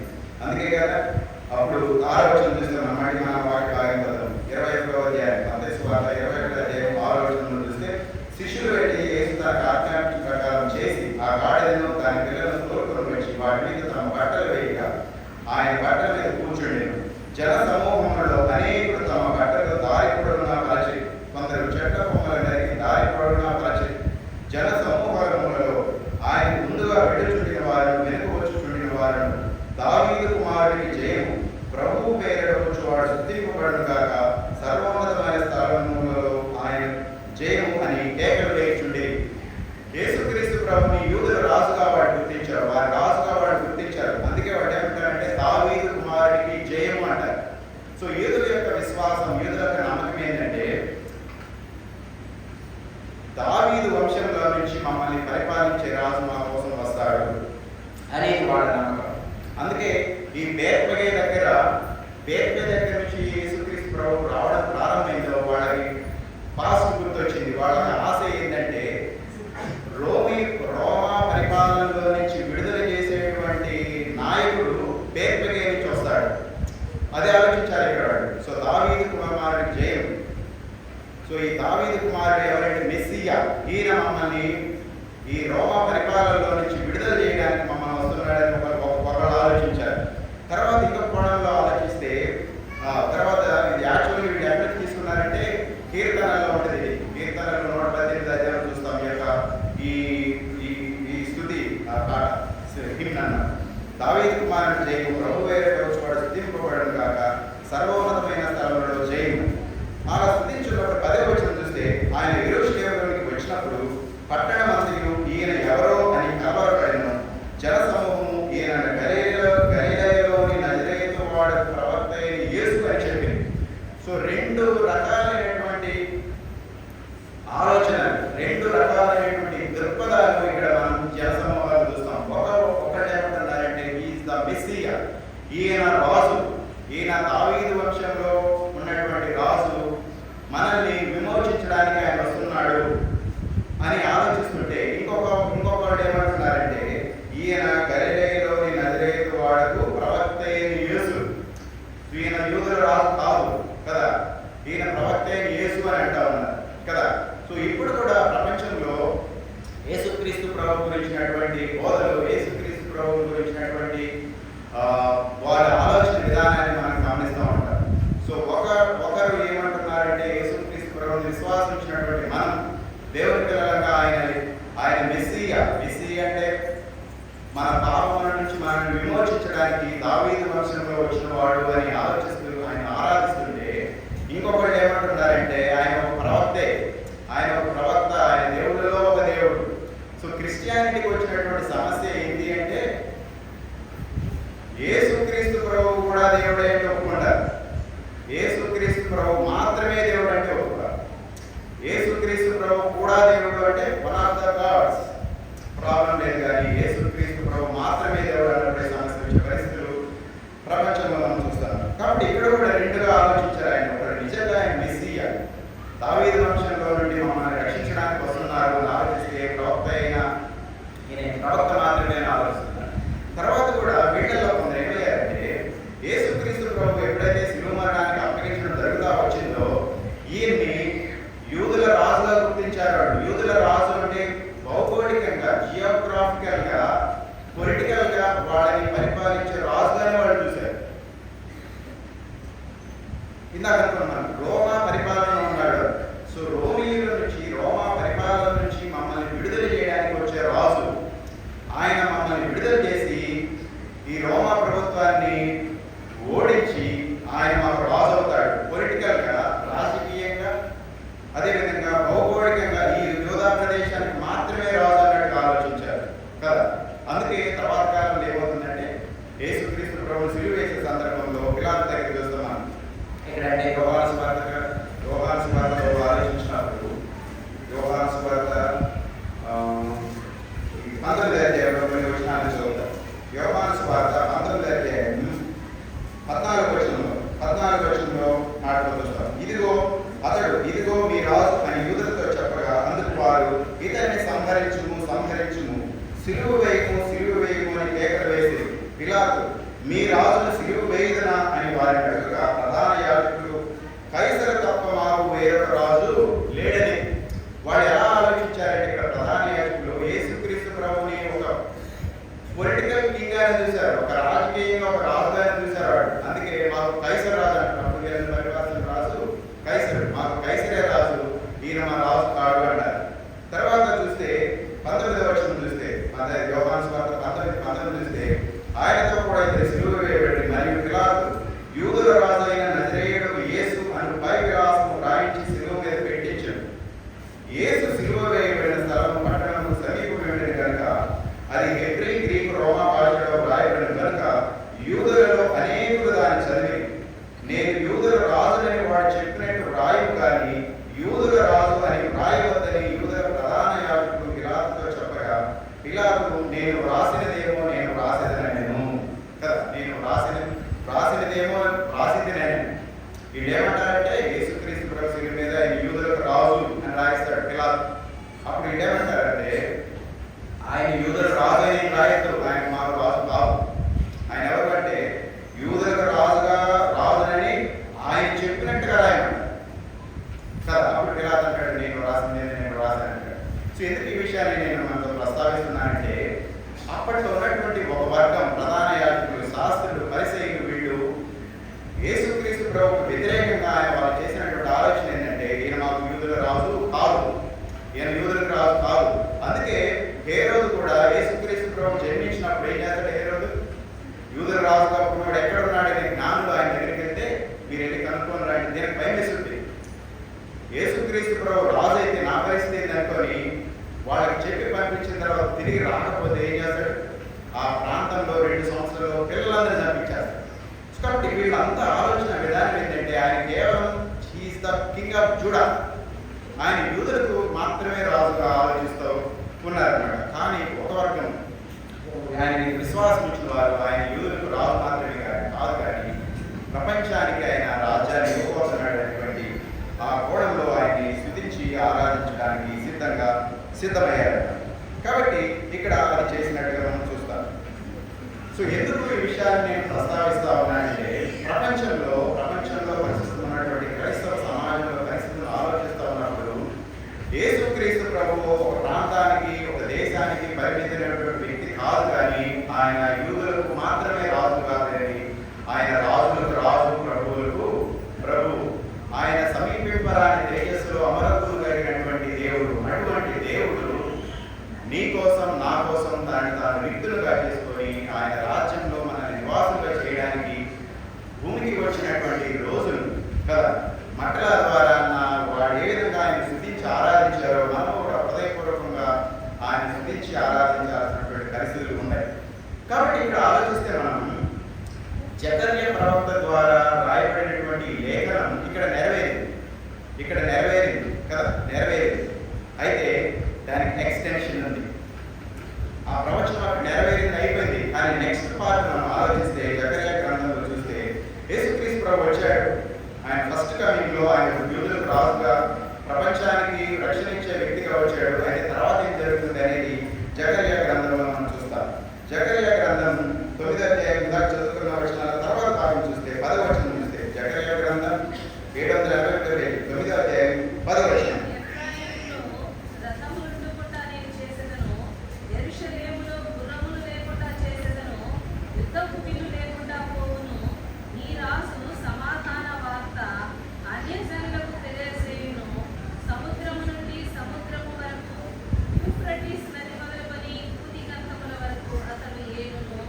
సరే, థ్యాంక్ యూ. సో ఇక్కడ తర్వాత ఆయన రాసు జకర్యా ఏమంటాడంటే, ఎఫ్రాయిములో రథములు ఉండకుండా నేను చేసేదను, యెరూషలేములో గుర్రములు లేకుండా చేసేదను, యుద్ధపు విల్లు లేకుండా పోవును. సో యెరూషలేములో శాంతికరమైనటువంటి పరిస్థితులు వస్తాయి, యెరూషలేముకు శాంతి సమాధానాలు వస్తాయి అంటాడు. అంటే తర్వాత ఏమంటాడంటే, నీ రాజు సమాధాన వార్త అన్ని జనులకు తెలియజేయను, అన్యులకు కూడా అది వర్తిస్తుంది. అంటే ఇక్కడ వాస్తవం ఇంగ్లీష్ ఏమిటంటే, the priest he will bring peace to the other generations, ఇతర జనాలకు కూడా వస్తుంది. అంటే అన్యులకి, అన్యులు అంటే యూదులు కాని వారు, అదే జెంటైల్స్.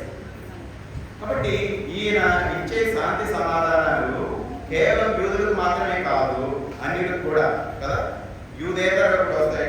తర్వాత ఏమిటంటే, సముద్రం నుండి సముద్రం వరకు, యూఫ్రటీస్ నది మొదలుకొని భూ దిగంతముల వరకు అతడు ఏడు, భూ దిగంతముల వరకు ఆయన రాజ్యం ఉంటుంది. సో ఇట్స్ నాట్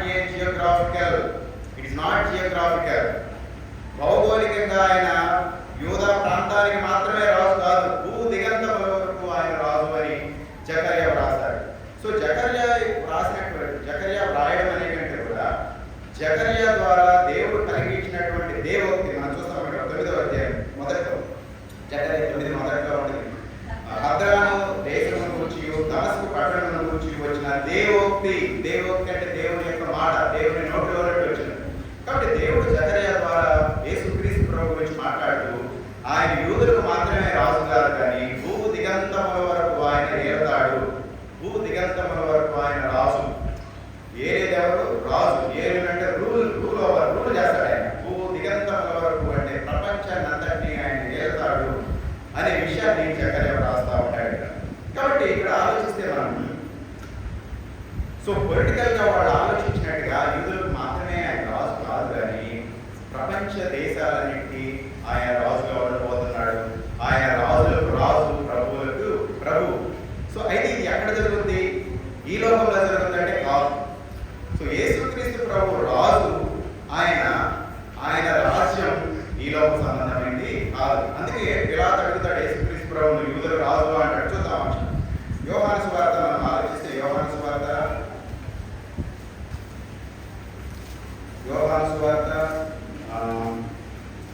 18వ అధ్యాయము 33వ వచనం.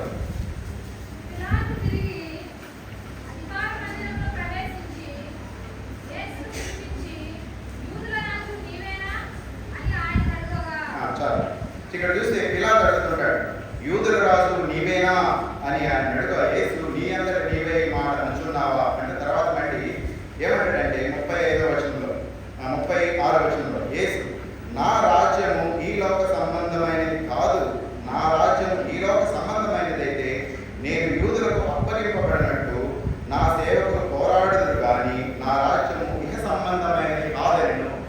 యేసుక్రీస్తు ప్రభు ఆయన దేవుడి రాజ్యం గురించి మాట్లాడుతున్నాడు. ఇక్కడ యేసుక్రీస్తు ప్రభు నీకు పిలాతు అడిగిన ప్రశ్న, నీవు యూదులకు రాజువా అంటే, నేను యూదులకు మాత్రమే కాదు కానీ అంటూ నా రాజ్యం ఈ లోక సంబంధమైనది కాదు కానీ ఇహ సంబంధమైనది కాదు కానీ ఏమంటాడు? పరలోక సంబంధమైనది. ఇహలోక సంబంధమైనది కాదు అంటే పరలోక సంబంధమైనది. కాబట్టి ఇక్కడ మనం అర్థం చేసుకోవాల్సింది ఏంటంటే, యేసుక్రీస్తు ప్రభు ఆయన రెండవ రాకడలో ఆయన ప్రపంచాన్ని ఏలబోతా ఉన్నాడు. రెండవ రాకడలో ఆయన దేవుడి రాజ్యంలో సింహాసనాసీనుడై ప్రపంచాన్ని ఏలబోతున్నాడు అనే విషయాన్ని జకర్యా తన యొక్క ప్రవచనంలోని 2వ భాగంలో మనం చూస్తాం. ప్రకటన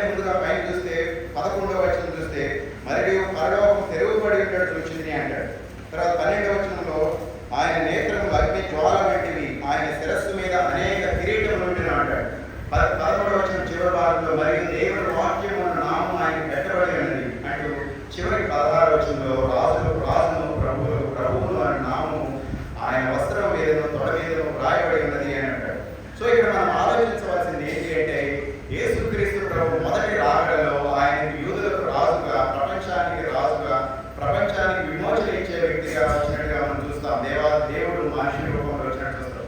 అయితే ఆయన రెండవ రాకడలో, ఆయన సెకండ్ కమింగ్ లో ఆయన ఎలా ఉండబోతున్నాడంటే ఆయన రాజులకు రాజు, ప్రభువులకు ప్రభువు, ప్రపంచాన్ని ఏలబోతున్నాడు. ఈ విషయం నేను జకర్యా చెప్పడం జరుగుతుంది.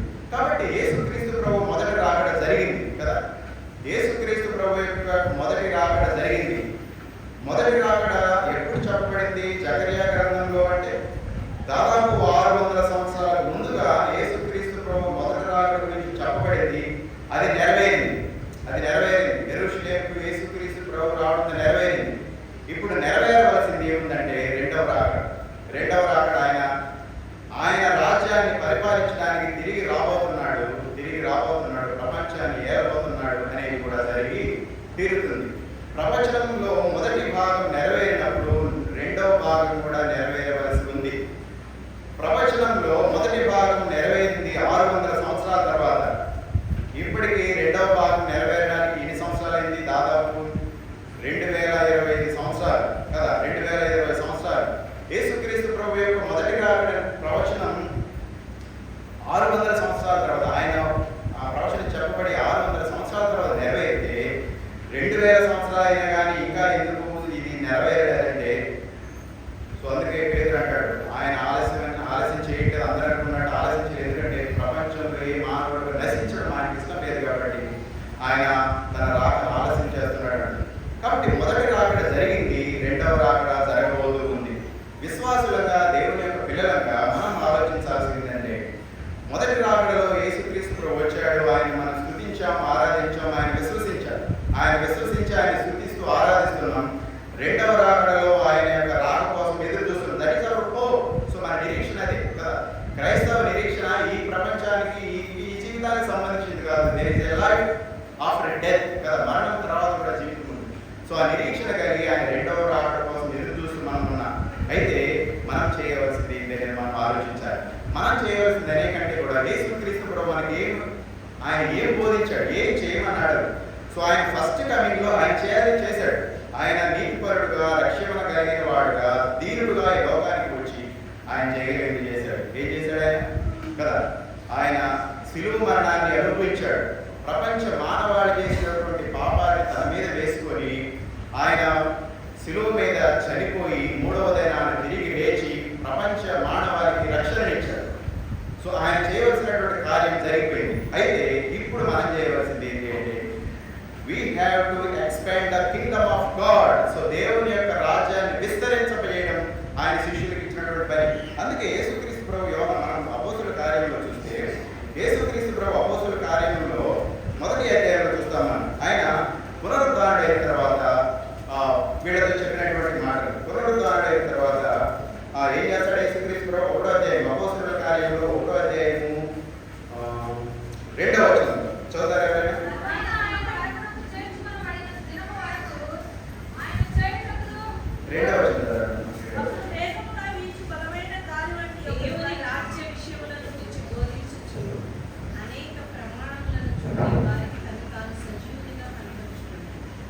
ఇక్కడ చూస్తే ఆయన శ్రమ పడిన తర్వాత 40 దినముల వరకు వారికి అగపడచ్చు. ఎవరికి?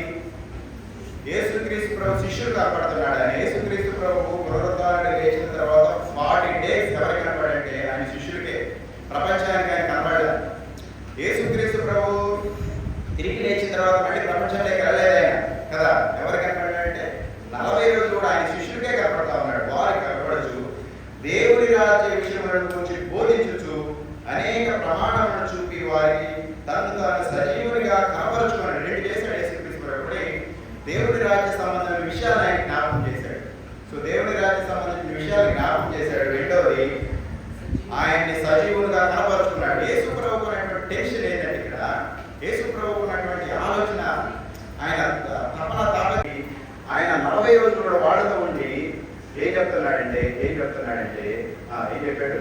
దేవుని రాజ్య విషయాలను గురించి బోధిస్తూ వచ్చాడు. ఆయన దేవుని రాజ్య విషయాలను గురించి బోధిస్తూ ఆయన ఏమంటాడంటే 8వ వచనం చివరి మీరు 8వ వచనం అపోస్తలుల కార్యం 1:8 పరిశుద్ధాత్మ మీ మీదకి వచ్చినప్పుడు మీరు శక్తి నందెదరు కనుక మీరు యెరూషలేములోను యూదయ సమరయ దేశముల ఎందంతటను భూ దిగంతముల వరకును నాకు సాక్షులై ఉందరని వారితో చెప్పింది.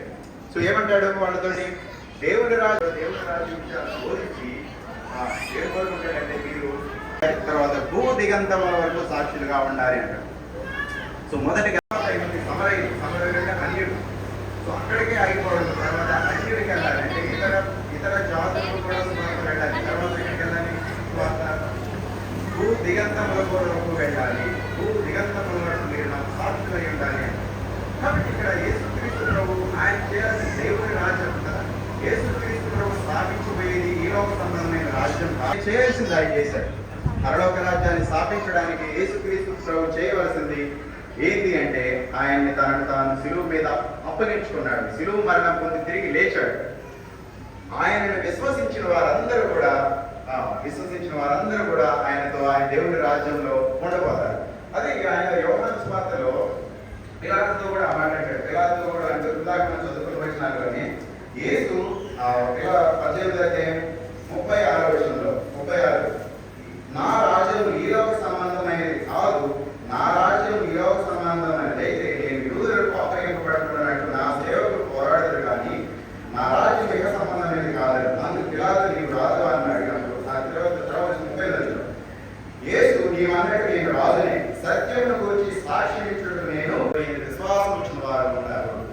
సో ఈ యొక్క సత్యానికి ఆయన సాక్షిగా ఉన్నాడు. తర్వాత ఎవరిని సాక్షులుగా ఉంటాడంటే ఆయన శిష్యులని సాక్షులుగా ఉండండి అంటాడు. సో శిష్యులకు చేసుకుంటా వచ్చారు కదా, సో వాళ్ళ దగ్గరికి వచ్చినటువంటి అపోస్తలులకు వచ్చినటువంటి ఆ యొక్క సాక్షిగా ఉండమని దేవుడు కోరుకున్న దాన్ని వాళ్ళు నెరవేరుస్తూ వచ్చారు కదా, నెరవేరుస్తూ వచ్చారు. సో ఆ 11 మంది శిష్యులు, తర్వాత మత్తయి కూడా అనుకుంటారు, యోధాయిస్తులు వచ్చారు, మత్తయి అని ఉంటారు. సో ఈ 12 మంది శిష్యులు చేసినటువంటి ఆ రాజ్య వ్యాప్తి మన దాకా వచ్చింది కదా. యేసుక్రీస్తు ప్రభు పునరుద్ధానమైన తర్వాత దాదాపు 20-30 సంవత్సరాల లోపే ప్రపంచానికి సువార్తే. ఆ క్రమంలోనే తోమ మన దేశానికి వచ్చాడు. అందుకే అంటారు బ్రిటిష్ వాళ్ళు తెచ్చింది కాదు మా క్రైస్తవ్యం, క్రైస్తవ్యం మొదటి శతాబ్దంలోనే మన దేశానికి వచ్చినట్టుగా మనం చూస్తాం. కాబట్టి వీళ్ళు సాక్షులుగా ఉన్నారు. ఎక్కడి వరకు? ఫస్ట్ యోధాలో ఉన్నారు. పరిశుద్ధాత్మ దేవుడి శక్తి పొందిన తర్వాత అన్ని ప్రాంతాలకు వెళ్ళారు, సమరయ్యకి వెళ్ళారు, అన్ని ప్రాంతం. తర్వాత భూదిగంతాలకు వచ్చేసారు. ప్రపంచమంతా దేవుని యొక్క సువార్త ప్రకటించడంలో వీళ్ళు పనిచేశారు కదా. సో దేవుడి రాజ్య విస్తరణ శిష్యుల ద్వారా జరిగింది. సో దేవుడి రాజ్య స్థాపన యేసుక్రీస్తు ప్రభువు ఆరంభిస్తే దాని విస్తరణ ఆయన శిష్యులు చేసుకుంటా వచ్చారు. ఆయన శిష్యులు దాదాపు అందరూ హతసాక్షులు కదా, అందరూ ఎక్సెప్ట్ యోహాను తప్ప ప్రతి ఒక్కళ్ళు హతసాక్షులుగా మిగిలారు. తమ ప్రాణాలను కూడా వాళ్ళు తెగించినట్టు రీసెంట్ గా మనం ఆలోచిస్తున్నప్పుడు మనం పదే క్రైస్తవ సమాజంలో ఒక గలిబిలి ఒక ఆందోళన, ఉలికిపాడినటువంటి పరిస్థితి గమనిస్తే ప్రవీణ్ పగడాల కదా, దైవజనుడిని కదా, మనం జరిగినటువంటి ఆయన మరణం ఆలోచిస్తా ఉన్నాం. జరిగినటువంటి మరణాన్ని ఆలోచిస్తున్నప్పుడు క్రైస్తవ సమాజం ఉలిక్కిపడే ఒక రకంగా మంచిదే కదా. ఎప్పుడైతే శ్రమ ప్రపంచంలో విశ్వాసులలో ప్రాథమికంగా అపోస్తలులలో శ్రమ వచ్చిందో సంఘం ఎక్స్పాండింగ్ మనం చూస్తాం. మన అపోస్తల కార్యాలు చదువుతా ఉంటే వేల మంది చేర్చబడుతూ వచ్చారు. కాబట్టి ప్రవీణ్ పగడాల మరణాన్ని ఆలోచిస్తా ఉన్నప్పుడు సో పరిస్థితులు ఆలోచిస్తున్నప్పుడు ప్రాథమికంగా మనం 3 విషయాలు అర్థం చేసుకోవాలి కదా. 3 విషయాలు. ఒకటి, ఎందుకంటే సో విశ్వాసం సన్నగిలిపోకూడదు, క్రైస్తవ విశ్వాసం సన్నగిలిపోకూడదు. ఒకటి మనం ఆలోచించాల్సిన విషయం ఏంటంటే ఆయన మరణాన్ని దేవుడు అనుమతించాడు కదా, ఇశ్రాయేలును కాపాడువాడు కునుకోడు నిద్రపోడు. ఆయన ఎవరు చంపారు? ఆయన దేవుడి సేవకుడు కదా, ఆయన దేవుడు కాపాడలేకపోయాడు అనేటువంటి ఆలోచనలు ప్రపంచంలో వస్తూ ఉండేది. మనం మన విశ్వాసం గందరగోళం అవ్వకుండా ఆలోచించాల్సింది అంటే క్రైస్తవ సమాజం ఇశ్రాయేలును కాపాడువాడు కునుకోడు నిద్రపోడు ఎందుకు జరిగిందంటే మత్తయి సువార్తను చూస్తే, మనం మత్తయి సువార్తలో 19వ అధ్యాయం చూస్తే ఏముంటుందంటే మత్తయి సువార్త 10వ అధ్యాయం నేను చదువుతా 8వ వచనం.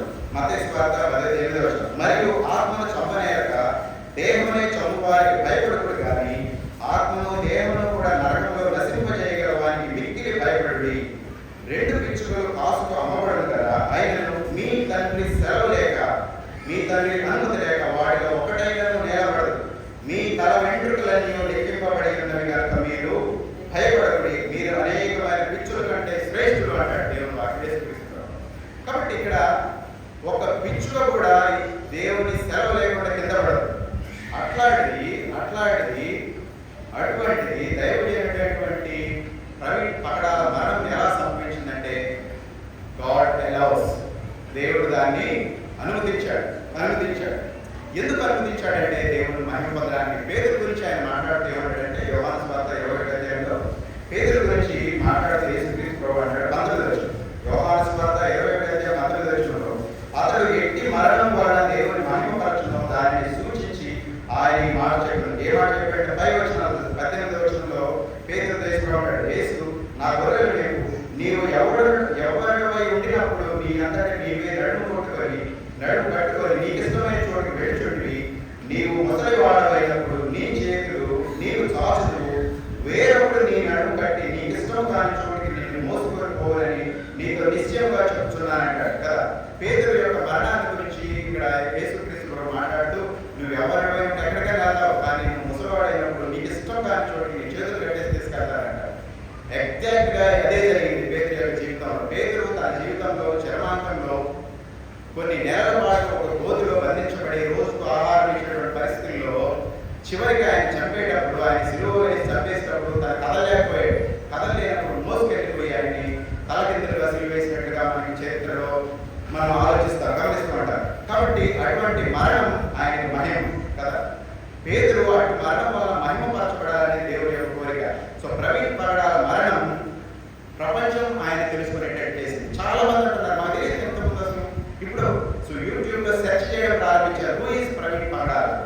సో ఆయన్ని సెర్చ్ చేయడానికి, ఆయన చూడడం ద్వారా గాస్పెల్ ప్రపంచంలోనికి, సువార్త ప్రపంచంలోనికి వెళ్తా ఉంది.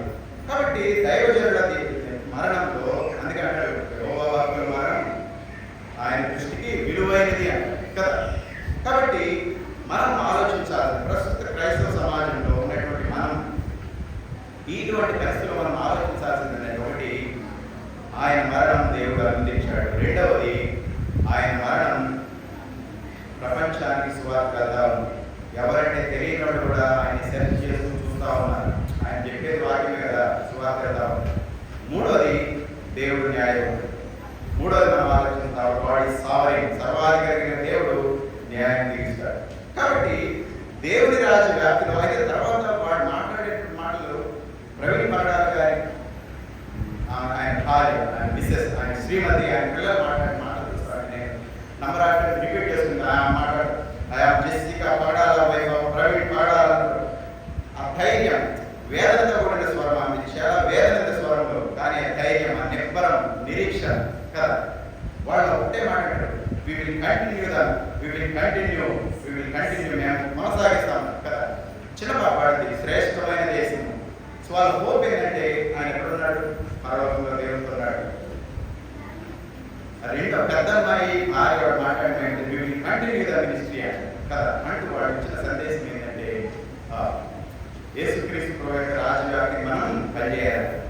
కాబట్టి యేసుక్రీస్తు ప్రభువు ఆయన దేవుని రాజ్యాన్ని స్థాపించాడు. ఆ దేవుని రాజ్యాన్ని కొనసాగించడం విశ్వాసంగా మన బాధ్యత. మొట్టమొదటి హతసాక్షి యాకోబు కదా. మొట్టమొదటి హతసాక్షి యాకోబు, యోహాను యొక్క సహోదరుడు శిష్యులు. అంతకంటే ముందు అయితే స్టెఫను కదా. స్టెఫను శిష్యుడే కాదు, 12 మంది వ్యక్తి కాదు. స్టెఫను మొదటి హతసాక్షి, శిష్యుడు మొదటి సాక్షి యాకోబు. అక్కడి నుంచి కూడా అనేక మంది దైవజనులు హతసాక్షులు అవుతా ఉన్నారు. ఆయన రాజ్య విస్తరణలో కొన్ని సంవత్సరాల క్రితం మనం గ్రహాం స్టెయిన్స్ చూస్తాం కదా. గ్రహాం స్టెయిన్స్ ఆయన పిల్లల్ని చంపేయడం మనం చూసాం కదా. ఆ తర్వాత ఆయన భార్య గ్లాడిస్ కొనసాగిస్తూ ఉంది, రీసెంట్ గా జరిగిన విషయం. కాబట్టి దేవుని రాజ్యవ్యాప్తి ఆరదు.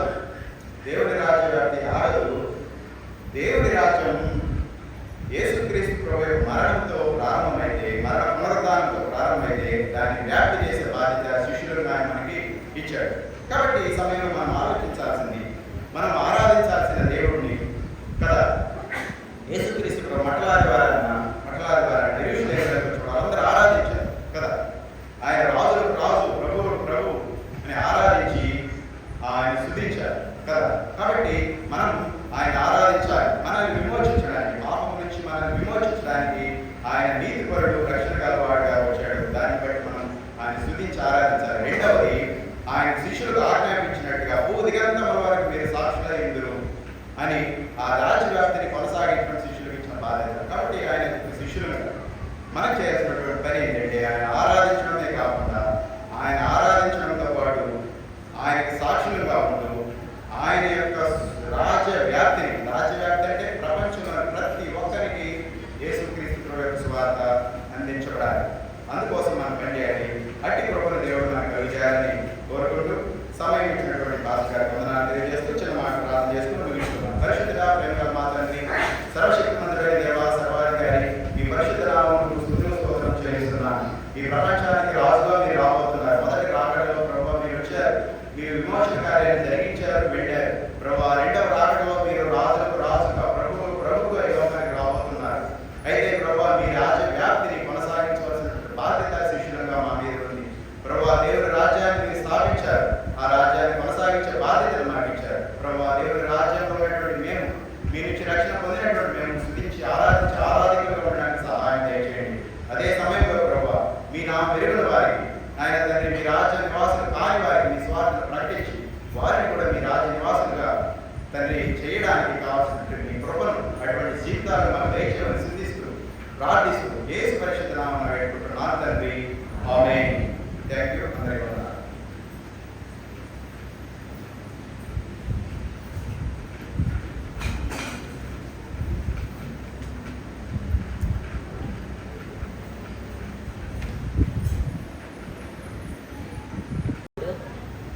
వాక్యం అందించినటువంటి రవికుమార్ మాస్టర్ గారికి వందనాలు తెలియజేస్తూ ఉన్నాను.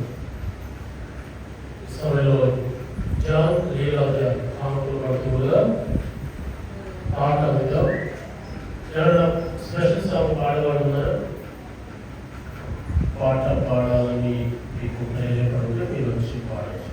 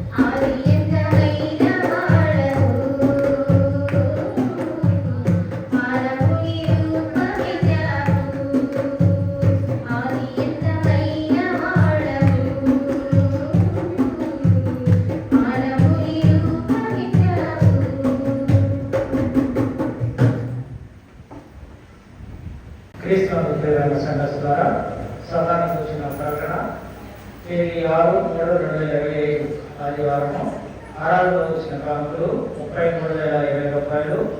సండే స్కూల్కి వచ్చిన కానుక 670 రూపాయలు. మొత్తం 33,690 రూపాయలు. ఇందులో ఖర్చు మాస్టర్ గారికి పండగ గిఫ్ట్లు 14,000 రూపాయలు. ఏసీలు రిపేరు క్లీనింగ్ చేయించినందుకు 2,000 రూపాయలు. ఈత పంటలు తీసుకొని వచ్చిన వారికి ఆయిల్ ఖర్చు 300 రూపాయలు. Sunday school teacher training class 10 రోజుకి వెహికల్ మీద వేసిన వారికి 2,100 రూపాయలు. కొబ్బరి పంటలు రిక్షాలో కేసు వచ్చినందుకు 300 రూపాయలు ఖర్చు అయ్యింది. మొత్తం 18,800 ఖర్చు అయింది. ప్రస్తుత బ్యాంకు నిల్వ 4,44,206 రూపాయలు. అవకాశం ఇచ్చిన పాస్టర్ గారికి వందనాలు తెలియజేస్తున్నాను.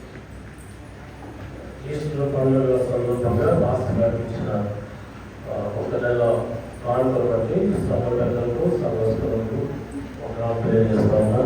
ప్రార్థించడం బట్టి వారి ప్రార్థన ప్రభు చేతుల ప్రార్థన ఆశీర్వాదంతో ఆరాధన అందించుకుంటాం. శుభ శుక్రవారం ఆరాధన 11 గంటలకి ప్రారంభమవుతుంది, 3 గంటలకి ముగించబడుతుంది. 7 గంటల మీద దైవవర్తమానాన్ని మనం వింటాం. ఆ సమయంలో బయట స్క్రీన్ కూడా ఏర్పాటు చేయడం జరుగుతుంది. కనుక మీరు సకాలానికి ఇబ్బంది లేకుండా బయట కూలర్స్ కూడా పెట్టించాము. రెండుకి అడిగినప్పుడు ఒక మన విశ్వాసించిన సలహా ఏంటంటే, మనకి ఎప్పటికీ అవసరం అవుతుంది కాబట్టి రెంట్ చాలా ఎక్కువ అవుతుందండి, ఒక్కొక్కటి 20,000 ఉండొచ్చు అని అన్నాడు. వాళ్ళకి ఉన్న అవగాహన బట్టి మరి ఎక్కడితో తెలియదు. ఎవరైనా మీరు స్పాన్సర్ చేసేటువంటి వాళ్ళు ఉంటే ఆ 2 కూలర్లు సరిపోయినట్టు లేవు అనుకుంటారు. వెనక గాలి రావట్లేదని దాన్ని ఇచ్చాడు. అంటే 4 అవసరం అవుతాయి. ఎవరైనా మీరు స్పాన్సర్ చేసేటువంటి వాళ్ళు ఉంటే స్పాన్సర్ చేయొచ్చు. ఆల్రెడీ లోపల ఏసీలు 2 ఉన్నాయి. దానికి అడ్వాన్స్లో ఉండాలి, నచ్చి వేసే మొత్తానికి. కనుక లోపలికి అవసరం ఉండదు. బయట 4 కూలర్లు అవసరం. ఇప్పుడు 2 ఇంటికి సైజు. ఎవరైనా మీరు అలాంటి స్పాన్సర్స్ ఉంటే దాని మీద స్పీకరింగ్ మీ పేరు కూడా వేసుకోవచ్చు. అది ఏమి ఇస్తాము, ఏమి ఇచ్చినా బాగా ప్రార్థన చేసుకోవడం కోసం. సరేనా? ఓకే, ప్రార్థన చేసుకుందాం. పరిశుద్ధమైన వార్తల్ని వందనాలు స్తోత్రాలు చెల్లిస్తున్నాయి. ఈ పునరుద్ధాన ద్వారా సన్నిధికి తీసుకొచ్చిన పిల్లలందరూ బట్టి తీసుకున్నారు. పేరు పేరులో ప్రభావ మీ పిల్లలను ఆశీర్వదించండి. ఇవన్నీ వాక్యం ద్వారా మీరు మాతో మాట్లాడడానికి వందనాలు. సందర్భంగా దేవులను స్మృతించినప్పుడు, దేవులను ఆరాధించినప్పుడు, ఎవరైనా ఈ సత్య సువార్త ప్రకటించినప్పుడు దేవుడు ముందుకు వెళ్ళకుండా మీ కుమారుడుగా మాట్లాడాలని మీకు వందనాలయ్యా.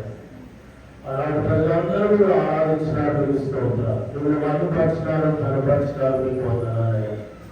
మా జీవితంలో ఎలాంటి పరిస్థితులు అయినా కానీ దేవులను ఆరాధించినప్పుడు, స్తుతించినప్పుడు, ధనపరిచినప్పుడు, మధుపరిచినప్పుడు, కొనియాడినప్పుడు కానీ మీ ఆత్మ అభిషేకం మాకు ఇచ్చి నడిపించమని ప్రార్థిస్తూ ఉన్నాను. వాక్యం అందించిన మీ కుమారుని దీవించండి, ఆయన తన కుటుంబాన్ని దీవించండి. స్టూడెంట్స్ మధ్య చేసిన పరిచయంలో కూడా మీరు తోడుగా ఉండండి. ప్రయాణాల్లో ఆరోగ్య విషయాల్లో సహాయం అందించమని ప్రార్థిస్తున్నాను. ఈ వారం అంతా సంఘ కార్యక్రమాల్లో మీరు తోడుగా ఉండండి. మీరు ఉద్యోగ బాధ్యతలు తోడుగా ఉండండి. ప్రయాణాలు చేస్తున్న వారికి క్షేమకరం ప్రయాణాలు దయచేయమని ప్రార్థిస్తున్నాను. ఫస్ట్ ఇయర్, సెకండ్ ఇయర్ కానీ విజయాలు ఇచ్చినందుకు మీకు వందనాలు. కొంతమంది పిల్లలైనా వారు ఆధారపడకుండా మరింత పట్టుదలతో వారు ప్రయత్నించి ఈసారి ఎగ్జామ్స్ సిద్ధపడినైనా వారు కూడా విజయాలు పొందుకోవడానికి సహాయం చేయండి. తల్లి 10th క్లాస్ రిజల్ట్స్ కూడా రాకుండా ఉన్నాయి. అధికారులు నీతిగా న్యాయంగా పేపర్ల విధులకు జ్ఞానం దయచేస్తారు. ఈ వారం మొత్తంలో కూడా ఈ యొక్క కాపుదల భద్రత మమ్మల్ని ఇస్తుందని వేడుకుంటున్నాం. కాబట్టి శుభ శుక్రవారం ఆరాధన కొరకు మమ్మల్ని సిద్ధపరచండి. దాని వర్తమానాలైనా 7 మంది బిడ్డలు అందించిన కూడా వారిని ఆత్మతో అభిషేకించండి, సిద్ధపరచండి. ప్రార్థన కొరకు సన్నిధిలో బిడ్డలను వాడుకోవాలని విడవించిన కానుకలను బట్టిస్తూ కృతజ్ఞత కానుకొచ్చిన వారు దీవించండి, నష్టభాగం ఇచ్చిన వారు దీవించండి, నెలసంగాలు ఇచ్చిన వారిని దీవించుకుంటారు. సేవకుల కుటుంబానికి ఆర్థికంగా సహాయపడుతూ ఉన్నారో ఆశీర్వదించండి. గుక్కడ బియ్యం ద్వారా సేవకుల కుటుంబానికి ఆహారం పెడుతున్నారా? ఈ ఆశీర్వాదాలు వారికి దయచేయమని ప్రార్థన చేస్తూ ఉన్నారు. ఈ శివశ్రమల ధ్యానాల్లో కలిగి ప్రత్యేక ఉపవాస ప్రార్థనలు దేవాలయంలో జరుగుతూ ఉన్నదనయ్యా. ఇంతవరకు మీరు నడిపించారు, మీకు వందనాలయ్యా. ఉదయకాలం, మధ్యాహ్నం, రాత్రి ఈ ప్రార్థనలు కానీ ఇక ముందు కూడా మీరు నడిపించమని ప్రార్థిస్తూ ఉన్నారు. ఈ 6 దినాలైనా మీ సన్నిధి మాతో కూడా వచ్చి నడిపించాలి. ఉపవాసాలు ఉన్న వారికి శారీరక బలాన్ని, ఆధ్యాత్మిక శక్తిని మీరు దయచేయమని ప్రార్థిస్తూ ఉన్నారు. నిశ్చితమైతే మరొక పునరుత్థాన దినం ఇంకా అనేకులైన నూతనంగా మీ సన్నిధికి వచ్చేలాగా సహాయం చేయమని ప్రార్థిస్తూ ఉన్నారు. తిరిగి మా గృహాన్ని పెడుతున్నాం నాయన, మాకు మీ సన్నిధి తోడుగా ఉంచండి. ఎలాంటి ఎండలతో కలగకుండా క్షేమంగా వారి గమ్యస్థానాలను చేర్పించమని ప్రార్థిస్తూ ఉన్నారు. పోయిన మమ్మల్ని కూడా మీ చేతుల్లో అప్పగించుకుంటున్నానయ్యా. ఆరాధనంతలో తోడుగా ఉండి మంచిగా జరిగించినందుకు స్తుతిస్తూ యేసు పరిశుద్ధ నామమున ప్రార్థన చేసి వేడుకొనుచున్నాము తండ్రి. ఆమేన్. పరలోకమందున్న మా తండ్రి, మీ నామము పరిశుద్ధపరచబడును గాక. మీ రాజ్యము వచ్చును గాక. మీ చిత్తం పరలోకమందు ఎలాగో అలాగే భూమి యందు నెరవేరును గాక. మాకు కావలసిన ఆహారమును మాకు దయచేయండి. మా దోషులను మేము క్షమించిన ప్రకారం మా దోషులను క్షమించు. మమ్మల్ని శోధనలోనికి తప్పించు. ఎందుకంటే రాజ్యము, బలము, మహిమ నిరంతరం తండ్రి. ఆమేన్. మన పరమతండ్రి యెహోవా దేవుని ప్రేమ, మన ప్రభువు రక్షకుడైన యేసుక్రీస్తు ప్రభువారి యొక్క కృప, ఆదరణకర్తైన పరిశుద్ధాత్మని నిత్య సహవాసము, సమాధానము సన్నిధి ఇదిలో ఆరాధనలో పాల్గొన్న వారందరికీ, వాక్యం అందించిన రాష్ట్రానికి, వాక్యానుసారంగా జీవించడానికి తీర్మానం చేసిన విశ్వాసులకు, సకల పరిశుద్ధులకు, సార్వత్రిక సంఘానికి, మన దేశానికి, రాష్ట్రానికి, మనందరికీ పట్టణానికి క్షేమాన్ని కాపాడుతారు.